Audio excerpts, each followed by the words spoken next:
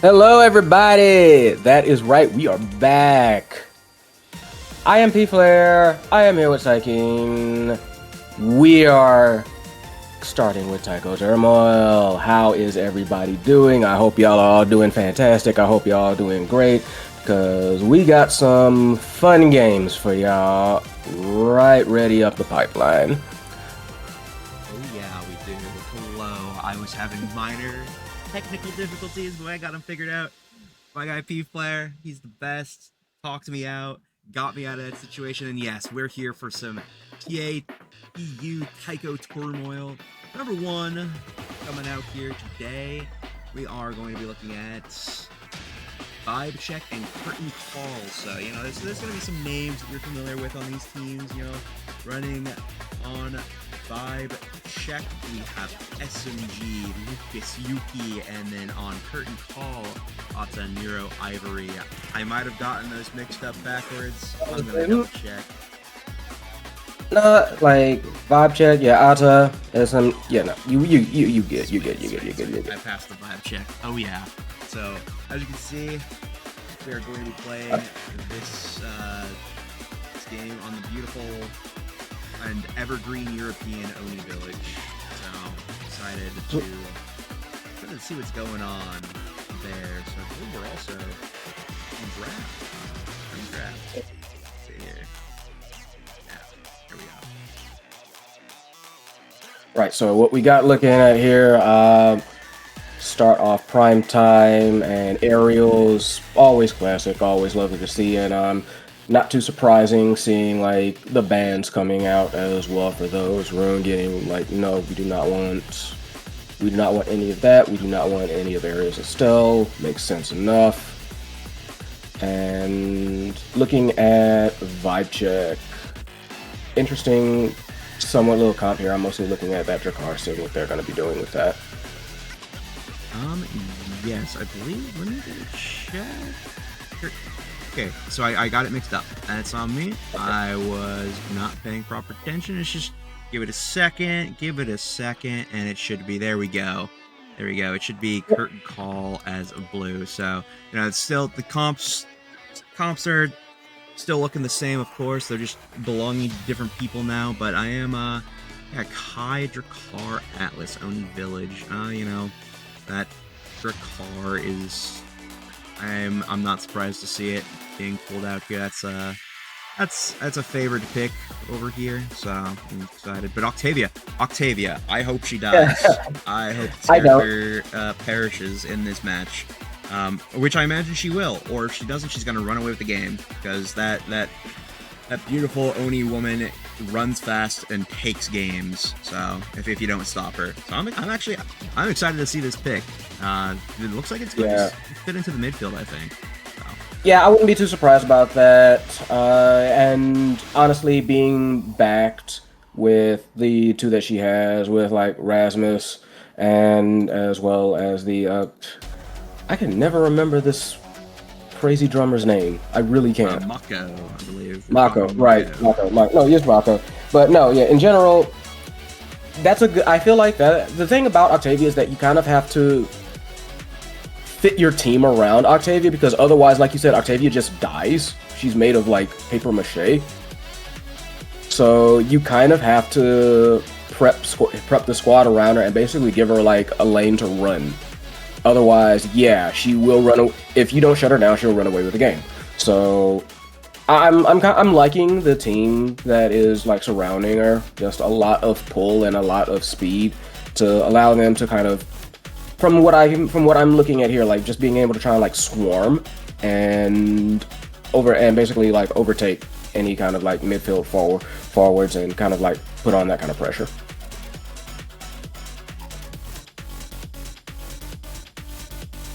Am I wrong?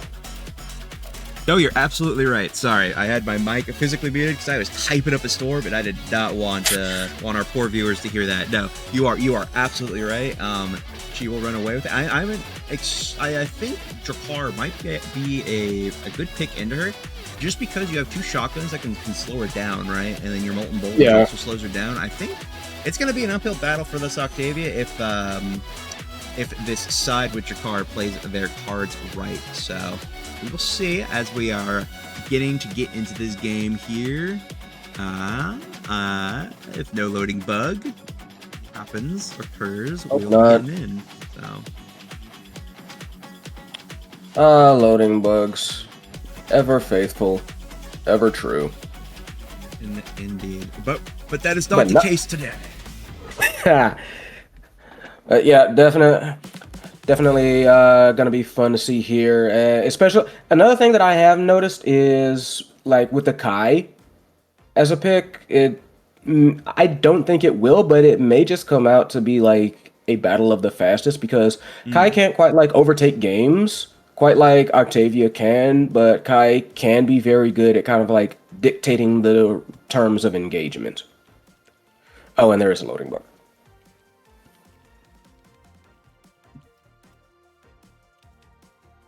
It would appear so. I'm still loading. So. I got kicked back. Okay. I gotta let this guy. I'm still loading BTW. In game. Yeah.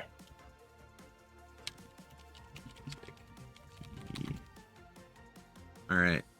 So while we figure this out, there is a question in the chat, like, will there be predictions? No, I believe we are not doing predictions, are we? We can spin that up real quick, but it'll only be until the end of set 1, so it's not going to be very long to predict. You get your predictions in quickly once that goes up. All right. Otherwise, I believe we are good to go. Good to try again getting into this lobby. All right, we'll go.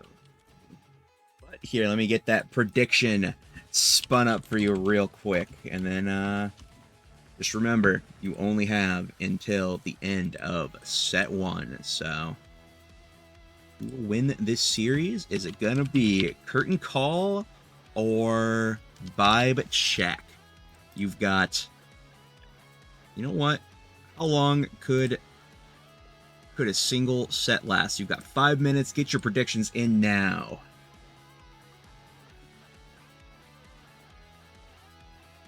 Okay, here we go. Oni Village, we're here. Yep. So, no great surprises on like goalie, midfield, any of that. No, nothing too out of the ordinary here.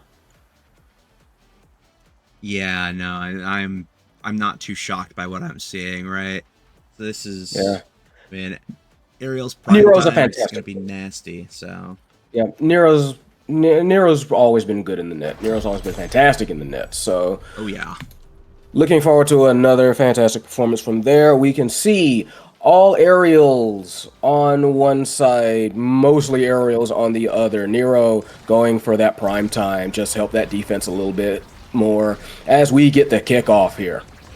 As we get in the kickoff, indeed, pay no mind to the overlay. I was not prepared for the 3-ban 1 map version of the Vaps overlay, so that will get fixed momentarily. But for now, we are in this set one. One barrier down already for the side of Vibe Check, but Ada SMG Yuki holding strong here. Yuki now, of course, running the Rasmus is out of the net, is up forward doing some incredible work. So we'll see how this goes. SMG now down to Yuki, going to try to find a way to get this last barrier, and it is cracked open this last goal walk, and now that is an open net versus the one barrier, and this is not the position that you want to be if you are curtain call on Oni Village. This is going to be a hard mountain to climb, but they can do it. I believe in them. Yeah, they only need to defend that one. They only need to defend that one side, and you have that Octavia and that Rasmus running at you at like 800 miles an hour already. Like we keep saying it, and that's because it's such a big deal. Once, like if Octavia can get to run her game plan, there's very little that can stop her. She goes Sonic speed. You have to shut these points down fast, and God help you if you let them start getting drafts. Yeah, they will run away with it. So you do not want to deal with that now. Oh, that is going to be the doubler off of a beautiful core flip from Ada. She is cooking it up, goalie style. Yuki, of course, not cooking it up, Rasmus style. Does use the flip there, is going to end up not getting much for it, and then they lose the goal barrier off of it. So now it's open. Barriers for both sides. A great Gigabass from Lucas. Balls 441 is going to save this core for now. SMG and Yuki going to have to find a way to get it through. Balls with the flip. Not going to find anything off of it just yet. SMG taking a lot of damage. This could be very dangerous for the side of VibeCheck, using the ultimate now, trying to get it in. Yuki not going to find possession. Otto with the primary, not going to find it. Down. SMG doesn't want to go down there. This could be very risky. Could forfeit their life. That Octavia HP bar is not coming back. Mako popping the secondary. This is speed and size for both Yuki and SMG, but that is going to be the flip from Narrow. Resources being burned on every avenue now. We need to find a way to get this core in. This is the Oni Village gameplay loop. The core is going fast. The players cannot go fast enough to keep up, and Ivory lies with a great strike down into the corner of the net there. Ata not ready or positioned for that. So yeah, at that point, the core was just flying a little bit too fast. These players are still like, this is first set. They don't have the speed to keep up with it. And rough clear attempt. Ata ends up taking the first barrier. We've seen this happen already just for a couple points. That doesn't mean a whole lot. There goes the first barrier on the side of Curtain Call. Trying to make a play for the second one is Yuki. SMG trying to like bounce it around and start getting into like that threatening position again, trying to like just run that Octavia game plan, and they've been doing pretty well with it. The only reason I feel like they lost that last point was, again, they let it kind of get into overtime, and there were a few strikes being missed on Ata's part as well as like Yuki's part. Just couldn't quite get the intercepts that they were looking for. So if they can like clean that up, I think they would be in like a very solid position so far with how they've been playing. Indeed, and I mean, look at these core flips. So this is going to be a lot of resources that need to be burned through before Curtain Call, you know, has the oh, never mind. All of those resources are just now gone. Immediate caster's curse. Wow. That was very efficient of me. SMG using the flip, gets it taken off. Ata, she dies. There's a flip gone, and now Balls with the Giga Blast has a core flip as well. This could be what Curtain Call needs to push things over onto their side, get the advantage in this set one. Sorry, not point one, it's point 3. Still set 1. Yeah, but they do manage to tie up barriers taken, but a nice intercept. Ivory just shuts down the attempted pass and says, like, no, that's going in. So, set point, Curtain Call, 2-1 for the first set. Indeed. I mean, now Yuki does have this core flip though, so this is some tempo that VibeCheck can walk with here. They can run with it. That is going to be no barriers down. Good second strike from Ata. SMG with the Octavia ultimate, trying to find something. Great hook from Yuki, but a secondary from Nero. The Cosmic Expanse, I believe it's called, is going to be enough. Yuki now in front of the net, has that secondary, not going to find anything off. And a great Gigabass from Lucas is going to find the barrier. Now we are 1 barrier apiece, opposite sides. This is the Oni Village barrier loop that you hate to see. This is the one that could take forever. Yuki using the flip, trying to alleviate some of the pressure that Ata has, and oh my goodness, we find another kill edger car. Very nice. Yuki now playing around Nero, trying to get these cooldowns out and stall some time. Great strike from Ata is going to prevent Ivory Lights from finding that last barrier. Good primary, good strikes. These barriers are not going down, and SMG is back in the field. Yuki with a great strike is going to find a way to open up that barrier, and now it is overtime on Oni Village. Yeah, we saw last time overtime wasn't exactly the best for VibeCheck, but they are not in a bad position right now. Nearly gets the shot. Nero making absolutely sure that one does not go in, but not able to do that twice. Just a little bit slow on the trigger there. Yuki manages to just push it in. We are tied for the first set. I would not be surprised if this keeps happening. I would not be either. That is the Oni Village special. Get it to overtime and then just pray. Spray and pray. But who knows? We have SMG trying to find this core, trying to get it out. Ata down to SMG, back up to Ata, and that is going to be both barriers going down. 1 flip burned, 2 flips left on the side of VibeCheck. Balls 4-4-1, trying to find a way to get it to Ivory Lies, not going to find it. This Drakkar does not have the core. Great flip coming out from SMG, trying to find some pressure, not going to find anything off of it just yet. Yuki now trying to get core control, and Ivory Lies is just going to sink it into the bottom corner. Calls out Ata, says, you're not going to react to this, and scores the set winning points. Yep, that was a beautiful one. Ivory Lies, very worthwhile MVP, very deserved MVP. Got a host of things on deck for both teams, really. I'm seeing like built different, bulk up, glass cannon, even big fish. There's a lot here. A lot indeed. Octavia taking that glass cannon, you know, they had not the worst thing for her to take. It is going to scale up her speed a little bit, right? And of course, you know, some of her damage, all that's not really what you Dice roll. take Octavia for exactly, right? But I mean, when you're Octavia, you're getting hit a lot, so I'm really wondering if that's the play, since, you know, you want to keep your glass cannon stacks. Pops a secondary. Okay, nobody's hitting her yet. Nobody's hitting her. Oh, she's keeping her flow state. Okay, she's been hit. She no longer has glass cannon value, right? So that is why I think that maybe taking some stagger. I mean, SMG hasn't been dying yet, right? But this game is going to scale, and Octavia has some of the worst HP scaling in the game. So I'm just thinking about, you know, the future, right? And I don't think glass cannon really fits into SMG's future as well as maybe something else. I think what they may have been going. Well, I think that what they may be thinking of is essentially burst speed. Like, they know they're not going to keep those stacks, but if they can kind of like finish these points, because if you recall what I said earlier, they are getting these barriers like they have now. Their problem has been finishing, and I say problem like they lost that one by a point. But the idea, as far as I can come up with, is if they can finish these points out with a burst of speed, then it'll be worth it. But we are going to need to see if that's the case, because Curtain Call has been doing a great job with keeping the core on the opposing side of the field, and essentially just kind of like setting up for those big 50-50 moments, kind of like right there. They kind of had to guess for that one. Yuki did manage to snatch that up, get it past Nero, but that is, I'm going to say for now, in a bit of an unusual score. They've usually managed to kind of push the issue. They haven't really slipped it by Nero until that one. And that was very much taking advantage of the positioning and just some core speed, right? You know, Nero can only be so many places at once. Now one flip down, couldn't be at that barrier, of course. It's going down, one barrier to two. And a great hook from Yuki is going to open up this net. Excellently played there. We do have one flip on the side of SMG. It is possible that we might need to use it to get this out, and a great primary, but a strike is going to be enough to save that. A little bit of a threatening situation there, but it is going to diffuse just a little bit, and a great cut from Lucas is going to stop this core from getting any further, but pops the secondary, uses the hook. We are keeping possession. We are getting up in front of the net. We are fighting against this Atlas Expanse. Octavia Ultimate popped.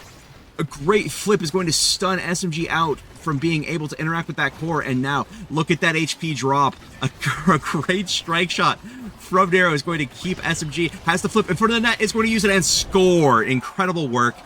I saw that one coming. Unfortunately, there was just no abilities left for her to be stuffed out, so SMG, we're going to be taking that second point in this set 2. Yeah, it was just a showdown, like draw, you know what I mean? So and Octavia can be very good at that with just how fast she can just like run up to you, pop it and say, okay, you gotta guess, what's my timing? And especially like being backed with, again, like Yuki, Rasmus in particular, like Rasmus just throwing off a bunch of timings. They've already got the barriers down on the other side, and you can see like Vibe Check is trying to get rolling. And it's going to be up to Curtain Call to kind of like slow down that barrage and kind of get these abilities out of Vibe Check before they can like get rolling. And it sounds basic, but it's much harder than it may sound like coming from me. No, you are describing it excellently, actually. I would argue, you know, it's perfect, even. So, As we get into this defense, one barrier does go down. Now it is open net on either side. 5 seconds until overtime. This could be what Vibe Check needs to get this one out. SMG keeping up the flow state, trying to follow this core, not going to have enough time to keep it alive. But Otto with a great primary is going to send this core red. We're in overtime now. Yuki in front of the net, uses the flip, tries to find a setup with slinging it down into a primary now. SMG trying to get it up to Yuki, but Lucas and Nero are maestros in this net, doing great work up to Yuki, trying to find a way down. Strike Wars it. SMG does have the flow state, trying to get it back up to Yuki, does manage to keep the flow state, but Blast Cannon is down. Now the flow state runs out. Ivory Lies has the core flip, does burn it there. SMG has core flip now. We just have to find a way to keep possession, and that is a KO. That is more than you need to keep possession, but Ivory Lies, we've been in this position before, can find a sneaky way in, and a great shotgun is going to secure things. And oh my goodness, what an on-the-line defense. Ivory Lies is playing their life so well now. They do not want to have the 3-0 set, and now we're back, but a great strike from a great primary. It's going to keep it alive. Does have to use the flip off of the animation that took a little bit too long to come out from using the ultimate. Now up to SMG, trying to get it through. Ivory Lies might get core position now. Balls. Lucas trying to find a way in. SMG using the ult. Up to Yuki, down to SMG. Straight through Ivory Lies, not going to find the goal yet. Charging up a primary is the Mako. Now we have the Rasmus secondary. Expats comes out, tries to use the hook. I need to take a breather. Man, and look, Yuki trying to find any kind of path out and past this Nero. Fully stocked too, still has a flip to keep that core in play. Yuki and SMG, there goes the flip out. SMG trying their absolute best, try and get some sort of like passing play between these two, going to try and get they have to try and make it through, and Nero is just putting up an iron wall of a defense. This is fantastic play from them. I don't know how long they can hold, but especially with Ivory Lies pushing ahead and keeping that midfield essentially locked down, allowing Lucas to continually pass up and provide a threat to the goal line. This is very, very, very back and forth. We cannot find the goal, and as I say that, a molten bolt, Ivory Lies. The lizard spits and he scores. Let's go. That is going to be Curtain Call taking their first point in this set number 2. They needed that. This is going to be the momentum swing that they were looking for to get out of that 0-2 pocket in this set. And now they are posturing well. Resources, though, I would say go to the way of Vibe Check. Nero almost getting taken out there, but fortunately is going to live. Both barriers not going to go down there. Octavia ultimate getting in. So many strikes, so many layers, but that is not going to be enough. Flip is going to have to be burned. That is some resources down for the side of Vibe Check as they continue their push. Yeah, Vibe Check had like a good opportunity there to try and like get that second goal down and start pushing up. They do have a flip thanks to SMG. Lucas, however, not very far away from like their own. Flip comes out, tries to kick it down to Yuki to try and make a play on the barrier. No sale, but the barrier goes down on their side. Ivory Lies playing absolutely out of their mind, shoves it in with the flip. Before even like the goal cage can even like lift up entirely, like just immediately on target. That was such a beautiful shot too. I mean, just the patience to wait and watch to see what are these two going to do, and then find just the right little nook in there where they're overthinking what you're going to be doing, and then you just let it rip, and just beautifully done from Ivory Lies. Absolutely running away with this game for their team, right? Incredible stuff now. 2 barriers still up for this side. SMG holding that line there, making sure that they don't get a doubler off of Lucas's flip. Now, in another, this is a very interesting Oni Village variation, right? Where both barriers are on the same side. Doesn't happen too often, but when it does, I usually like to give it to the side of Atlas because he is so good at just making sure that a lane is covered, and he has plenty of time to posture around if they try to go up and around. So, you know, as expected, I would say the barrier did go down for Vibe Check, and now this is going to be an uphill battle for them when it already seemed like they had won the set, and they now have to fight for their life in this set, and that is going to be the goal found from Ivory Lies. Just this lizard, this Drakkar, will not be stopped. Yeah, no, I've realized has been playing lights out. It is Nero who gets the MVP this set though, and can't even blame him. That was a fantastic one. And ooh, we see a lot of interesting things here. That Castellas is immediately going to Atlas, unsurprising. We've got a lot of things to like look out for here. I this Octavia now has Stagger Swagger. I do think that this is going to be. I would say that yes, you had to take Castellas, but there was still an undeniable draft for Octavia, as Yeah. Drakard is going to pick up. Nothing that. Well, he does have built different, so you know what? This could Yeah. be okay. Otherwise, in my opinion, nothing really interesting came out of this draft other than that Stagger Swagger pickup. That was huge. I mean, Yuki sparking, but we'll see. Maybe that scaling can last. I'm pretty sure a couple of sparks have already popped through the draft, so we'll see how this shakes out. Yeah, interesting. They kind of like let that barrier go. I think SMG might have thought like Atto was going to get it, and also thought SMG was going to get it. A little bit of miscommunication there, as it is Vibe Check now on the back foot. Should be reminded. I believe this is best of. This is your one and done here. Mm-hmm. No, this is one and done. So if you can't get through here, you're done. It is round robin, so your hopes are not out. It all depends on how things shake up near the end, but this is their only chance for now to be going against Curtain Call Vibe Check. So hopefully these teams understand the gravity of the situation they're in. This is a very important match for them. Yeah, can't just there is no data round. So they have to step it up now. They are one in the hole. They are I say one in the hole. They are technically nine in the hole because they have no sets to them. So they need to figure out an answer to the. They need to figure out an answer to Nero. To be entirely honest with you, Nero has been kind of like the linchpin of this because, like I said, they've been getting a lot of these barriers. They just haven't been able to finish because Nero just decides, okay, I'm not gonna screw around anymore. I'm gonna put on like that world class defense that I'm known for, and they've been managing to do that. They do have an opportunity to do vibe check, and there it is. That is what they need. They need a whole lot more of that if they want to come back, though. Is it possible? Yes, but Nero is not going to take that lying down. They need to step on the gas and step on it fast. They need to step on it fast, but if I'm going to be honest with you, P-Flare, the vibe check on that play to get the goal, while necessary, that's a bad vibe for me. We used 2 flips. Oh, okay. Never mind. We're fine. We kind of equaled it out there with Ivory Lies not really getting much out of their flip. And a great flip from Ana that is going to lead to one barrier being taken down, so I don't know. Oh, and a great KO. Okay, you know what? My vibe check is swinging back to the other direction. We're looking into a good vibe. This could be potentially what we need. Great Atlas primary is going to be this. And the Expanse doesn't go off. Oh, this is exactly what we need. We're taking patient interactions against Nero. This is what we need to do, especially with how large and in charge his abilities are now, right? So SMG trying to find a way in. Nero trying to play with him. Not going to find it just yet. Yuki on the line. Nero is going to be mixed up a little bit. Could not read the play as well as Nero would have liked to hope, and that is going to be SMG taking the goal, but we have been in this place before. Can Vibe Check close out a set? Really, really need this bad, but that was some very nice plays. Like you said, a lot more patience. Kind of try to shake Nero out of his shoes a little bit, and it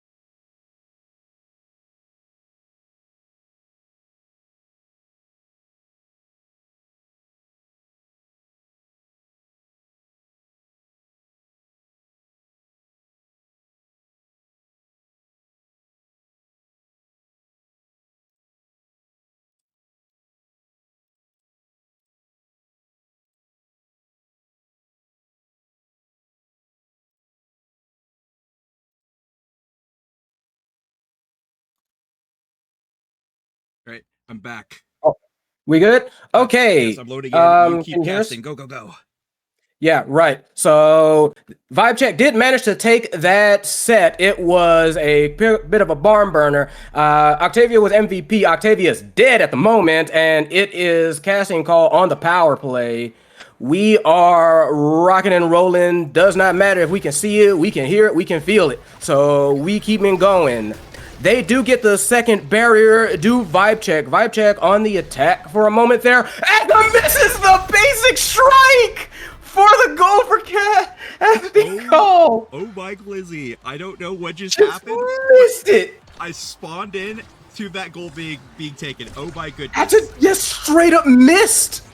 Like, had the abilities, had everything. Ata just mistimed it. And it wasn't like a fast strike. Just a little bit of a brain for it there. But screw it. Shake it off. We going.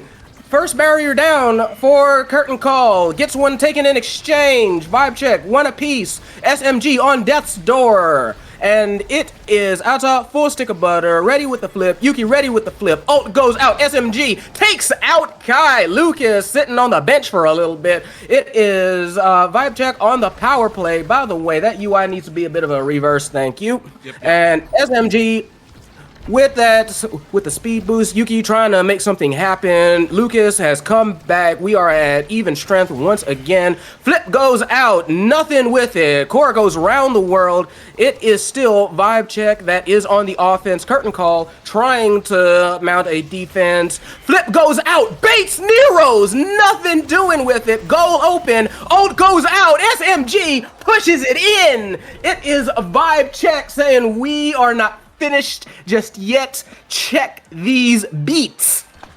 Oh, hell yes. Well played from Vibe Check. Coming in there with the Octavia ultimate. Check those beats indeed. Great stuff. As let me review real quick. What has changed since we've all been gone? What are we working with here? And that is 2 Sparks Yuki. You know, I mentioned earlier that Spark of Agility, that's good scaling if they can survive. And look at that, we've got a second spark, so that is important to look at. This Hotshot Atlas, though, this is enormous value on this Oni Village map, right? Because the core is going to go fast, and you get your cooldowns back. This is such a dangerous awakening for the side of Vibe Check to have to deal with, but SMG has quick strikes on Octavia. That just means, oh no, you can't do that. Lord. You can't do that. As a KO is found on Ivory Lies. SMG now, the proponent of this power play, going to try to get this core, but it looks like this power play is going to fizzle out just as it was getting started. You say that, but they do manage to get that second barrier, and once again, it really is like Vibe Check that is more threatening, even though the core is on their side of the field. It's just they've managed to turn a lot of this around as the speed boost gets going. SMG doesn't manage to get a whole lot with it. Barrier goes down, however, for Vibe Check. SMG does manage to knock it out of their side of the field. Yuki, though, manages to get it snagged up, not able to get the corner, and the rebound it goes straight into their own goal. Not what you want to see. That bounce is blowing my mind right now, P-Player. I like the way that it just went around the world just to end up right where you don't want it to be if you're Vibe Check. That is so unfortunate. Now this is game point. If you are on the side of Curtain Call, this could be everything that they need to push forward into their group. This could be huge for them. And now that means everything is on the line for Vibe Check. The vibes are bad. Let me just say. Yeah, this is last stand. This is absolutely last stand. They need to pull out everything they can, but that second barrier is open. SMG is looking very low, and they need to make something happen now. Flip goes out, stuffs out the attempt at the flip, and that is all she wrote. That flip not in range. Vibe Check. Vibe has been checked. No go for Vibe Check, but on the other hand, Curtain Call getting another one. Another one indeed, and then it's going to be the end. Balls 4-4-1. Our good boy Lucas is going to be taking the MVP this game. Oni Village, 26 minutes 45, not too bad. As we get into these stat screens, 305 redirects. That guy was playing the game. And Oh yeah, for sure. I mean, the saves on Ada, 107. I mean, we were talking about Darrow being an iron wall, but Ada, she was holding it down respectfully on her own. Oh yeah, for sure. So we some pretty decent damage on. I mean, some KOs on Oni Village. SMG actually, the Octavia finding all of the KOs. That is. Yeah, I feel like Vibe Check just kind of like turned it on a little bit too late, and Kernikawa was just able to hold on and keep their game plan rolling long enough to just kind of like secure the win. So we're gonna keep it rocking and rolling. Indeed. So we will be swinging back just a sec here. I can find it. I will be able to find it. Maybe I need a roll. There is going to be a match coming up next. It will be on the screen when I've figured out what it is, but we've got another Taiko Turmoil game coming right up. So just sit tight, stay tuned, and you know what? We might just have some great games to come. See you in a minute.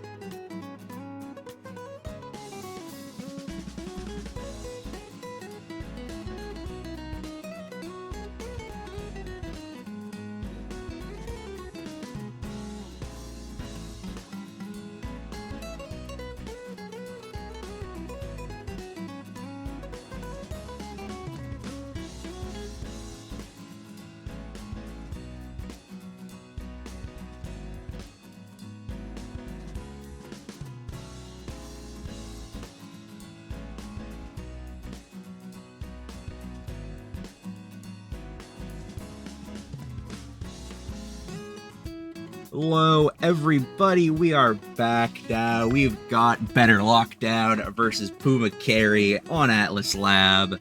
Back with me is P Flair. How you doing after that exciting game one and round one? I'm looking forward to see what these other teams are going to be able to pull out. Like, if that was the first one, then the second and rest are going to hopefully be just as exciting. Right? That's what I'm hoping for. So, you know, we're gonna see some familiar names out there on the field. You know, we've got Yodsman playing for Better Lockdown, of course. Got Brack in there, and then of course everyone's favorite Skull Reaction, and of course we've got Il Puma, Young Kate, and Lego Piece 98989 on the side of Puma Carry. So I'm just calling him Lego. Lego. Oh yeah. You know, I do wonder what is Lego Piece 98989. What are we? Oh, something ridiculous. Don't look it up. Don't look it up. I'm so sorry. Don't look that up. You know what? I'm just. Can we? I'm not. Rod, can we get somebody to cover up his name or their name, please? Don't look it up. Or at least look it up in your own private domicile. I'm not pulling it up on stream. Ain't no way. But either way. What we can look at are these team comps. We can see that Better Lockdown has a honestly a pretty solid core, especially for this map. You've got Aimee, X, and Hamter. I refuse to call him Dubu. He is just Hamter. Yeah, that is Hamter. That is big Hamter.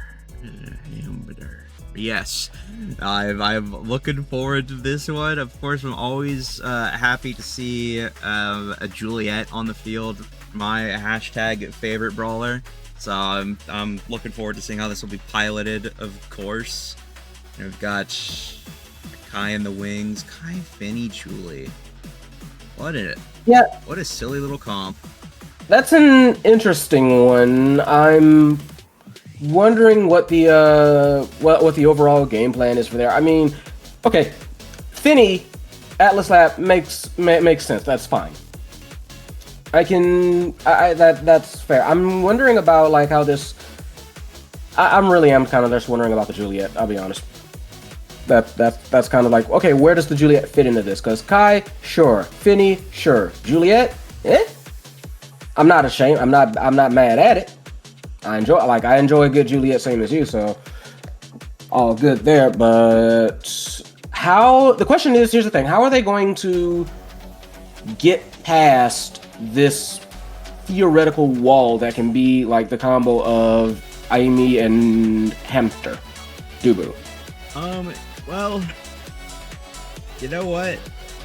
I've actually just last night, my good friend of the EU community, Temple Melon, was drilling me on the Juliet Dubu matchup, and let me tell you, it's not Julie favored. The Hamter will just sit on you, and what can you do? Yeah. So it's going to be very we're going to be looking at this Kai character, or if it's Finny midfield, in which case I think it's going to be even more doomed, because you can just wall off her ults, right? Like there's just so many ways that we can stop this offensive advance. Yeah, that's exactly my worry there. Like, I love seeing Juliet, but like you said, she can just get stonewalled by this whole team. And even if even if the idea is go around try and get kills, then it's not the hamster who's gonna sit on it. It's gonna be the big dude. It's gonna be the big muscular dude who's gonna be sitting there looking like, what are you trying to do to my crew? And Juliet doesn't really outfight X. Let's be real. That's absolutely right. I might have gotten these things mixed up real quick. Let me make sure blue is Puma Carry right now. It's wait, yeah, Puma Carry is supposed to be red. 1 sec. Boom. We're all good now. As, yes, we are getting in here. Denfar, of course, skull reaction. X has their name off. I do wonder if that is a spectator bug or if we will be hearing from the team's lawyers. You know, their own personal referees they keep in the locker room, of course, for situations like these. Now, of course, two berries already going down. Let me hold that tab for you. Oh, wait, I have to get that off of the screen for you. Yeah. It's just a whole bunch of this, that, and everything out here as we get into this first game. Yeah, for the right now, yeah, ouch. On the side of better lockdown. Bit of a power play going on for the side of Puma Carry, I believe. No, Puma Carry is the one that's on. You messed us up, and now I'm confused too. No, don't worry. It's as it should be. It is. Okay. Better lockdown is on the left. Puma Carry is on the right. Is all flipped up, tipsy topsy turvy, and you know what? We're good now. We're good now. Okay, because I thought Yosman was on better lockdown. Yes, Yosman. The better lockdown is blue side. Yeah. This is correct. And then they're on red side. I'm sorry, they're on red side. Wait, better lockdown. Puma Carry is red side. Wait, no. Yotsman, Yankate is... Yosman is on Dubu. Yeah, Yotsman's on Dubu. Oh, okay. You have to press S. Press S on your keyboard, and it will swap the sides. Jesus. I'm so sorry. I forgot. I pressed it on my... Okay, they scored, by the way. The X was in front of the dead, but it was not enough. Lego piece does get it in. Yes, sorry. I apologize. These are some... No. You are so fine. That was on me. We are not professional in this house. Nope. We try to be, but we try to be, but sometimes things happen. All right, so everything is nice and organized now. Jeez Louise, everybody dying. Okay, yeah, no, better lockdown, and Puma Carry suddenly decide, nope, we're gonna slow this down 2-on-2, and Lego trying to make that another one, and just bodies constantly hitting the floor all of a sudden. As I better lockdown, just keep that power play going. Second barrier going down, nearly gets past Puma. There we go. X just slots it in top corner. That is 2-1 on the side of better lockdown, and we have been panicking. They have just been rocking and rolling. They have been playing the damn game, and wouldn't you know it, the team with Juliet is struggling so far. And you don't want to struggle when you're against this X character, especially in the first set. That is like historically, that's the scalar guy. He typically takes a little bit to ramp up, and if you're already on the back foot against him in set 1, it does not bode well for your future, as Brack does manage to open it up. Skull reaction dead far. It's not going to find it. Juliet trying to go for the dash punch, not going to get anything off of it, and that is going to be the core flip KO onto that Juliet. As we said before, it's just going to be so, and that's going to be KO. Denfar killing them. You know, the hamster is going to sit on you as Juliet is just going to roll on you, is going to KO you, and then your skull reaction Imi is going to go up there and skull react you. So, and it's just... wow. Bit of a brutal start, honestly, for Puma Carry, and the one good thing I can see here is that the Juliet is ahead of X in the draft, so they can kind of do a little bit something. I mean, they do take adrenaline rush, and I actually I like the draft from Puma Carry a lot. Not saying that, you know, like, better lockdown has a bad one by any means. Demolitionist is going to be scary, as well as explosive entrance. But I'm surprisingly pleased with what Puma Carry managed to get away with.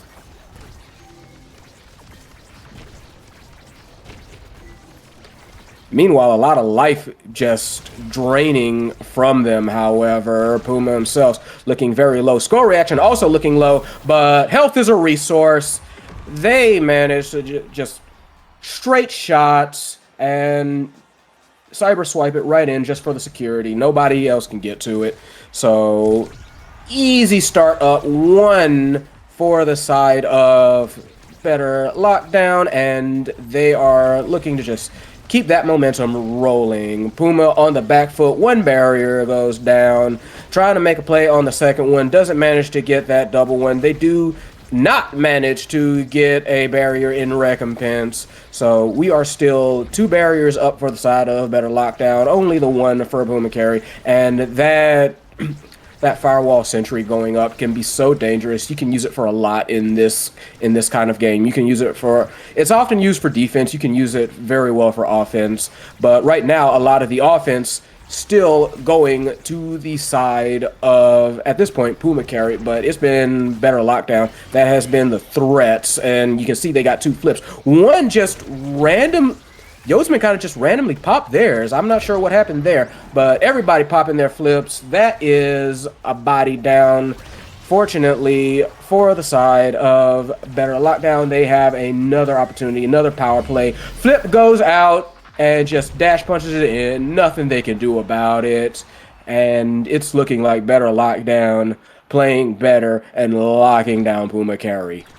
Indeed. Yeah, you know, I was hopeful that this ad rush pickup on Juliet, because that in of itself can be a win con for Juliet, right? You get enough KOs, you get your cooldowns back, especially when you're running the pummelers, right? That could be all you need to make your character activated, and that could be a way in. But we're going to be trying to use our dash punch to get through this hamster. As we've said time and time again, it is very hard to do that. But fortunately, we did have the Finny ultimate down there from Yankate to be able to stop that hamster from getting away with too much more.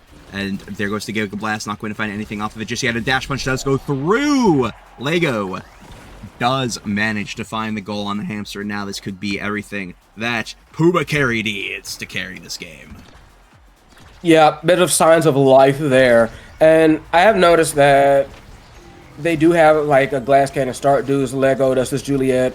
So their threat level does scale up a little bit over time, but that may not be fast enough. Look at how fast those barriers got cleared. And once like X is just in front of the net, and they have they popped ult for it too. It's just there's not really a whole lot you can do there.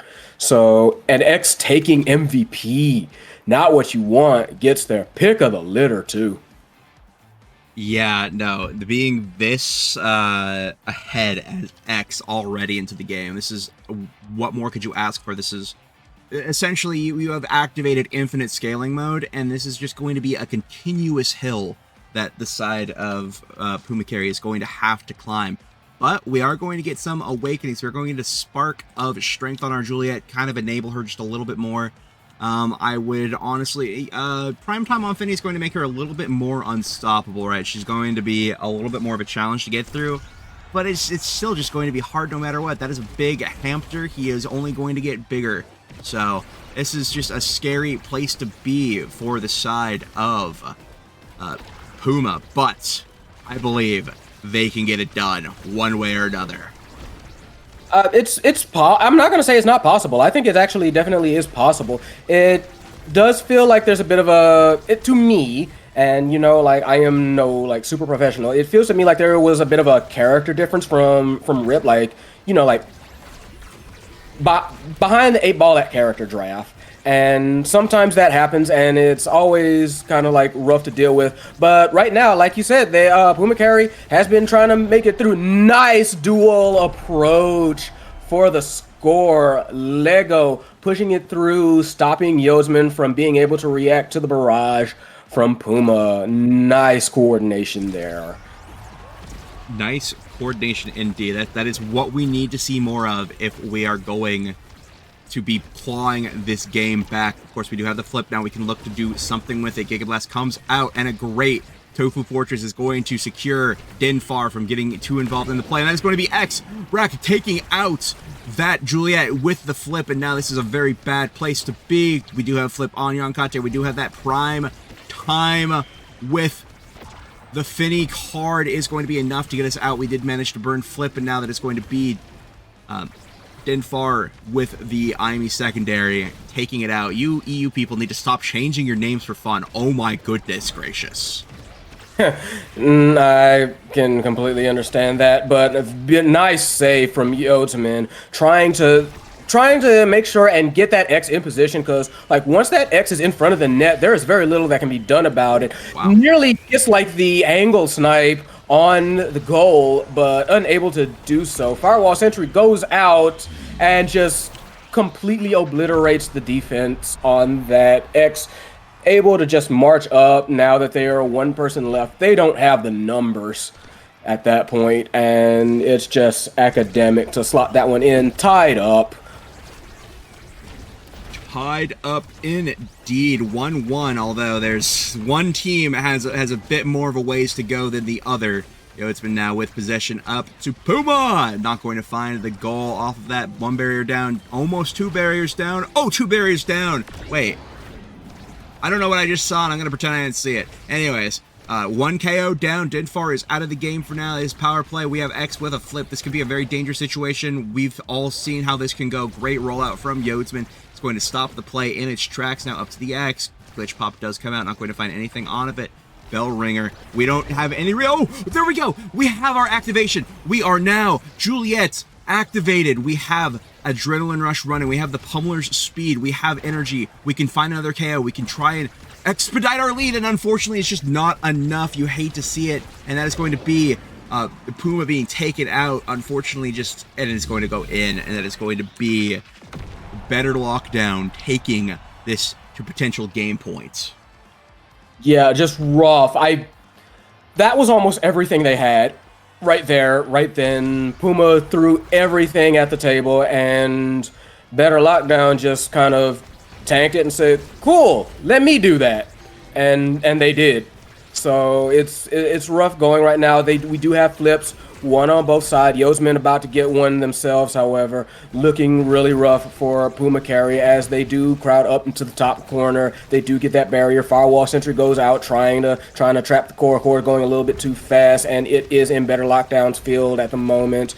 Ults going out, abilities going out. They are trying everything to get this going, and there it goes again. Lego with the shot up north. Manages to take out the big hamster, and they do get rewarded for it with that barrier. Lego kind of fiending for that KO, trying to scare that X out, but X is like, I'm gonna still do X things. Health is still a resource here.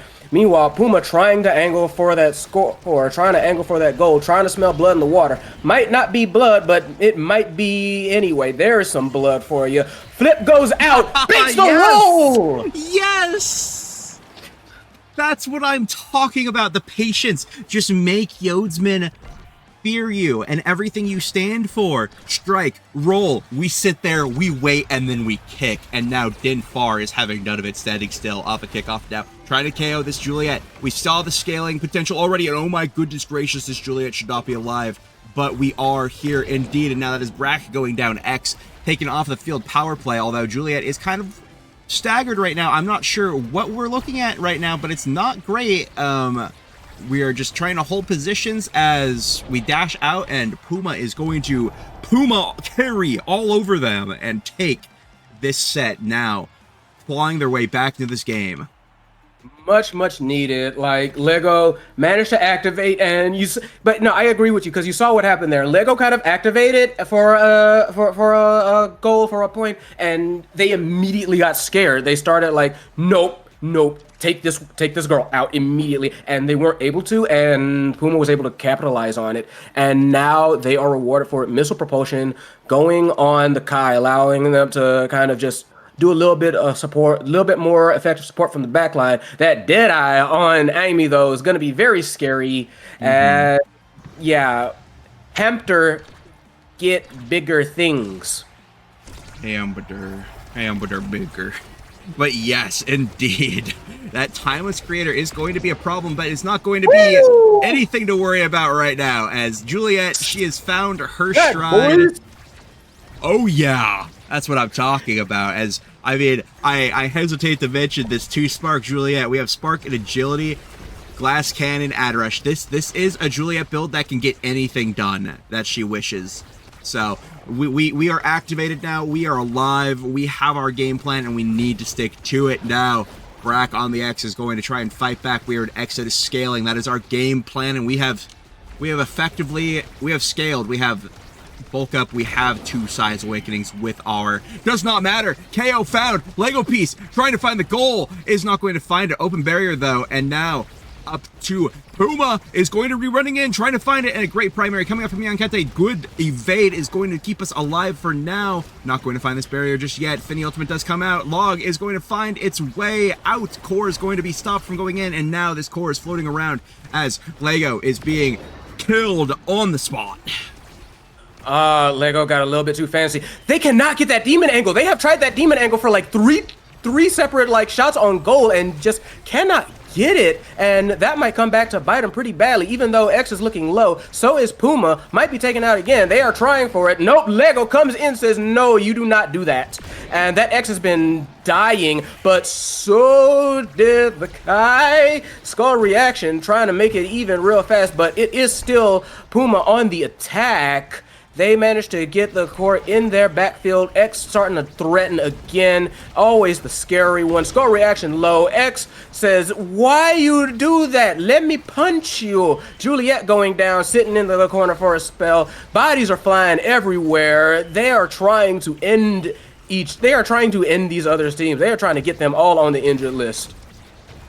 They are, as look at that, the immediately comes back, dash punches Denfar, the skull reaction trying to make them a skull themselves, and now they're just, unceremoniously scored. Well played from Denfar, just dashes onto Yankate while they were trying to hold the core there, and that is all she wrote for that point, and now lots of resources burned from the side of Puma to try to stay alive in that set. Unfortunately, was not enough, so they're gonna have to fight uphill for this one. Yeah, for sure. Both barriers, bottom side taken, and all the resources in the world on the side of better lockdown. So they're just going... Puma's going to have to outplay or capitalize on mistakes like that. Goal open on the side of better lockdown, and it is going to be on Puma to take advantage of it. Lego in the forefront trying to get a feed from from Puma. Nothing happening. Big finish goes out, try and block the barrier take. Barrier take happens. Lego with the ult just gets that ad rush rocking and rolling, trying to get in a position out of the 3. Wild Black Hole nearly manages to own goals, but no dice there. Power play is over. Lego still kind of trying to threaten in the forefront. Giga Blast goes out. Nothing doing there. Kind of miss it, but Puma does have flip, can try for something cheeky if they're feeling froggy about it. But X is still X and just says, give me the rock. He got the rock, and the rock was secured. As what X does best, baby. And we are now sitting at a potential block win here. Of course, it is not down and out yet. Puma has been in this quarter before. They are not ready to give up just yet. Vinny trying to find a way in. That is going to be 1. That is not going to be 2. Great primary coming out from Yankate. Unfortunately, that is going to be 2. On that offensive push now. We can try and get this last barrier. We can try and mount an offense. Yes, we are going to get that. Incredibly well done. Puma does fight. The Puma carry is fighting for their lives now.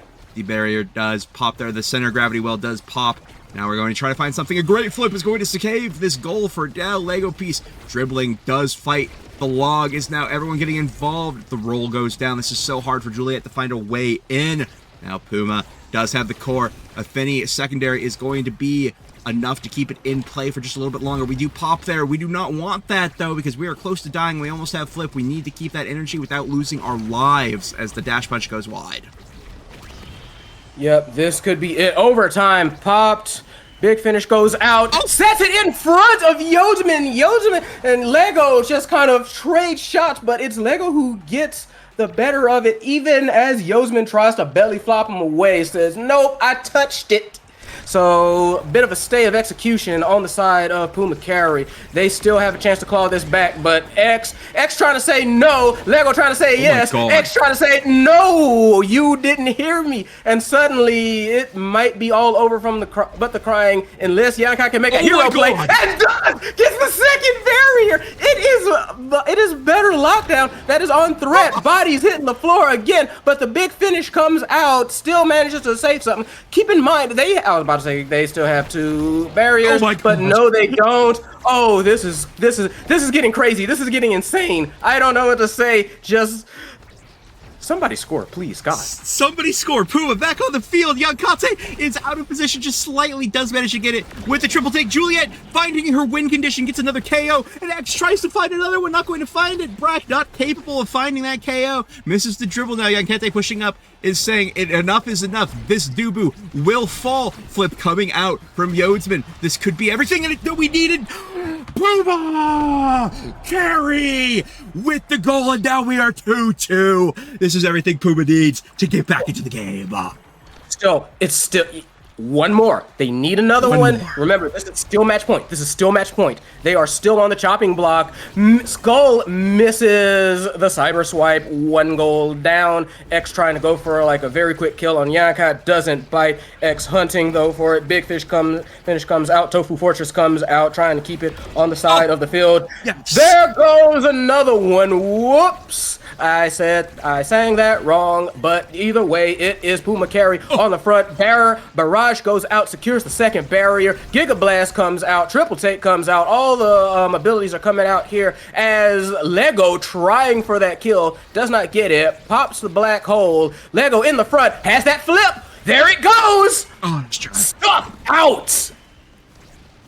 Great stuff from Yodsman, of course. Dubu is going to be the mastermind at stopping those kinds of flips. Ew, Puma going with the Giga Blast, almost finds it. Now Barrage in front of the net, with KO off the side of the field. I'm going to guess that Denfar managed to find a way. Yankante is pushing up. We've been here before, and we know Yankante can provide results here.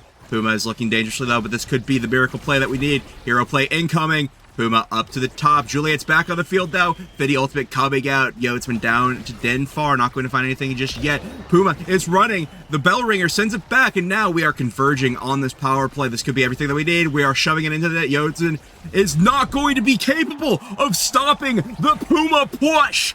Puma carry takes this set, and now we have a game on our hands, ladies and gentlemen. That was incredible. All credit to, I'll be honest, like, all credit to Yanka for that miracle defense. You want to see a magic trick? There goes your lead. It's gone. And with Finney on the MVP, they get their pick of the litter right here. Unfortunately, that third spark does get taken from Juliet. Spark of Focus gets taken. But hey, peak performance. I don't think they're going to be exactly crying about it. Extra special does go on Finney, so that's going to be a lot more big finishes as well. Puma with that hot shot. That core is going to be flying. On the other hand, though, you do have that Siege Machine on Skull reaction. But there goes, body's still flying. They're saying, like, no, we going to just, we punching. We slugging now. This is everything that you want if you were a Puma carry fan, and this might just be the nightmare that you did not think that you were having if you are a better lockdown enjoyer. Now up and around this X. Brack not able to find any momentum against Yankate anymore. The game has been figured out, and you are now playing on Puma carry's terms. Now the big finish does come out.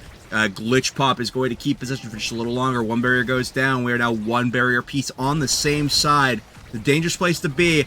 Lego getting a little bit too excited over there. Dash punches nothing and then flips nothing. But that is A-okay because we are Juliet. We have a billion abilities now. We have scaling. We have speed. Does not matter. Yankate getting involved. Everyone missing their strike there. That is going to be a double KO! Lego Piece was just setting the primer for what would be an incredible takedown. Now we are just going to move it around this big hamster.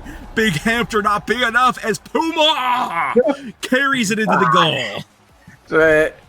Hamster big, but hamster slow, and Lego punches very fast. Puma moving just as speedy. So now it is Puma with the point lead.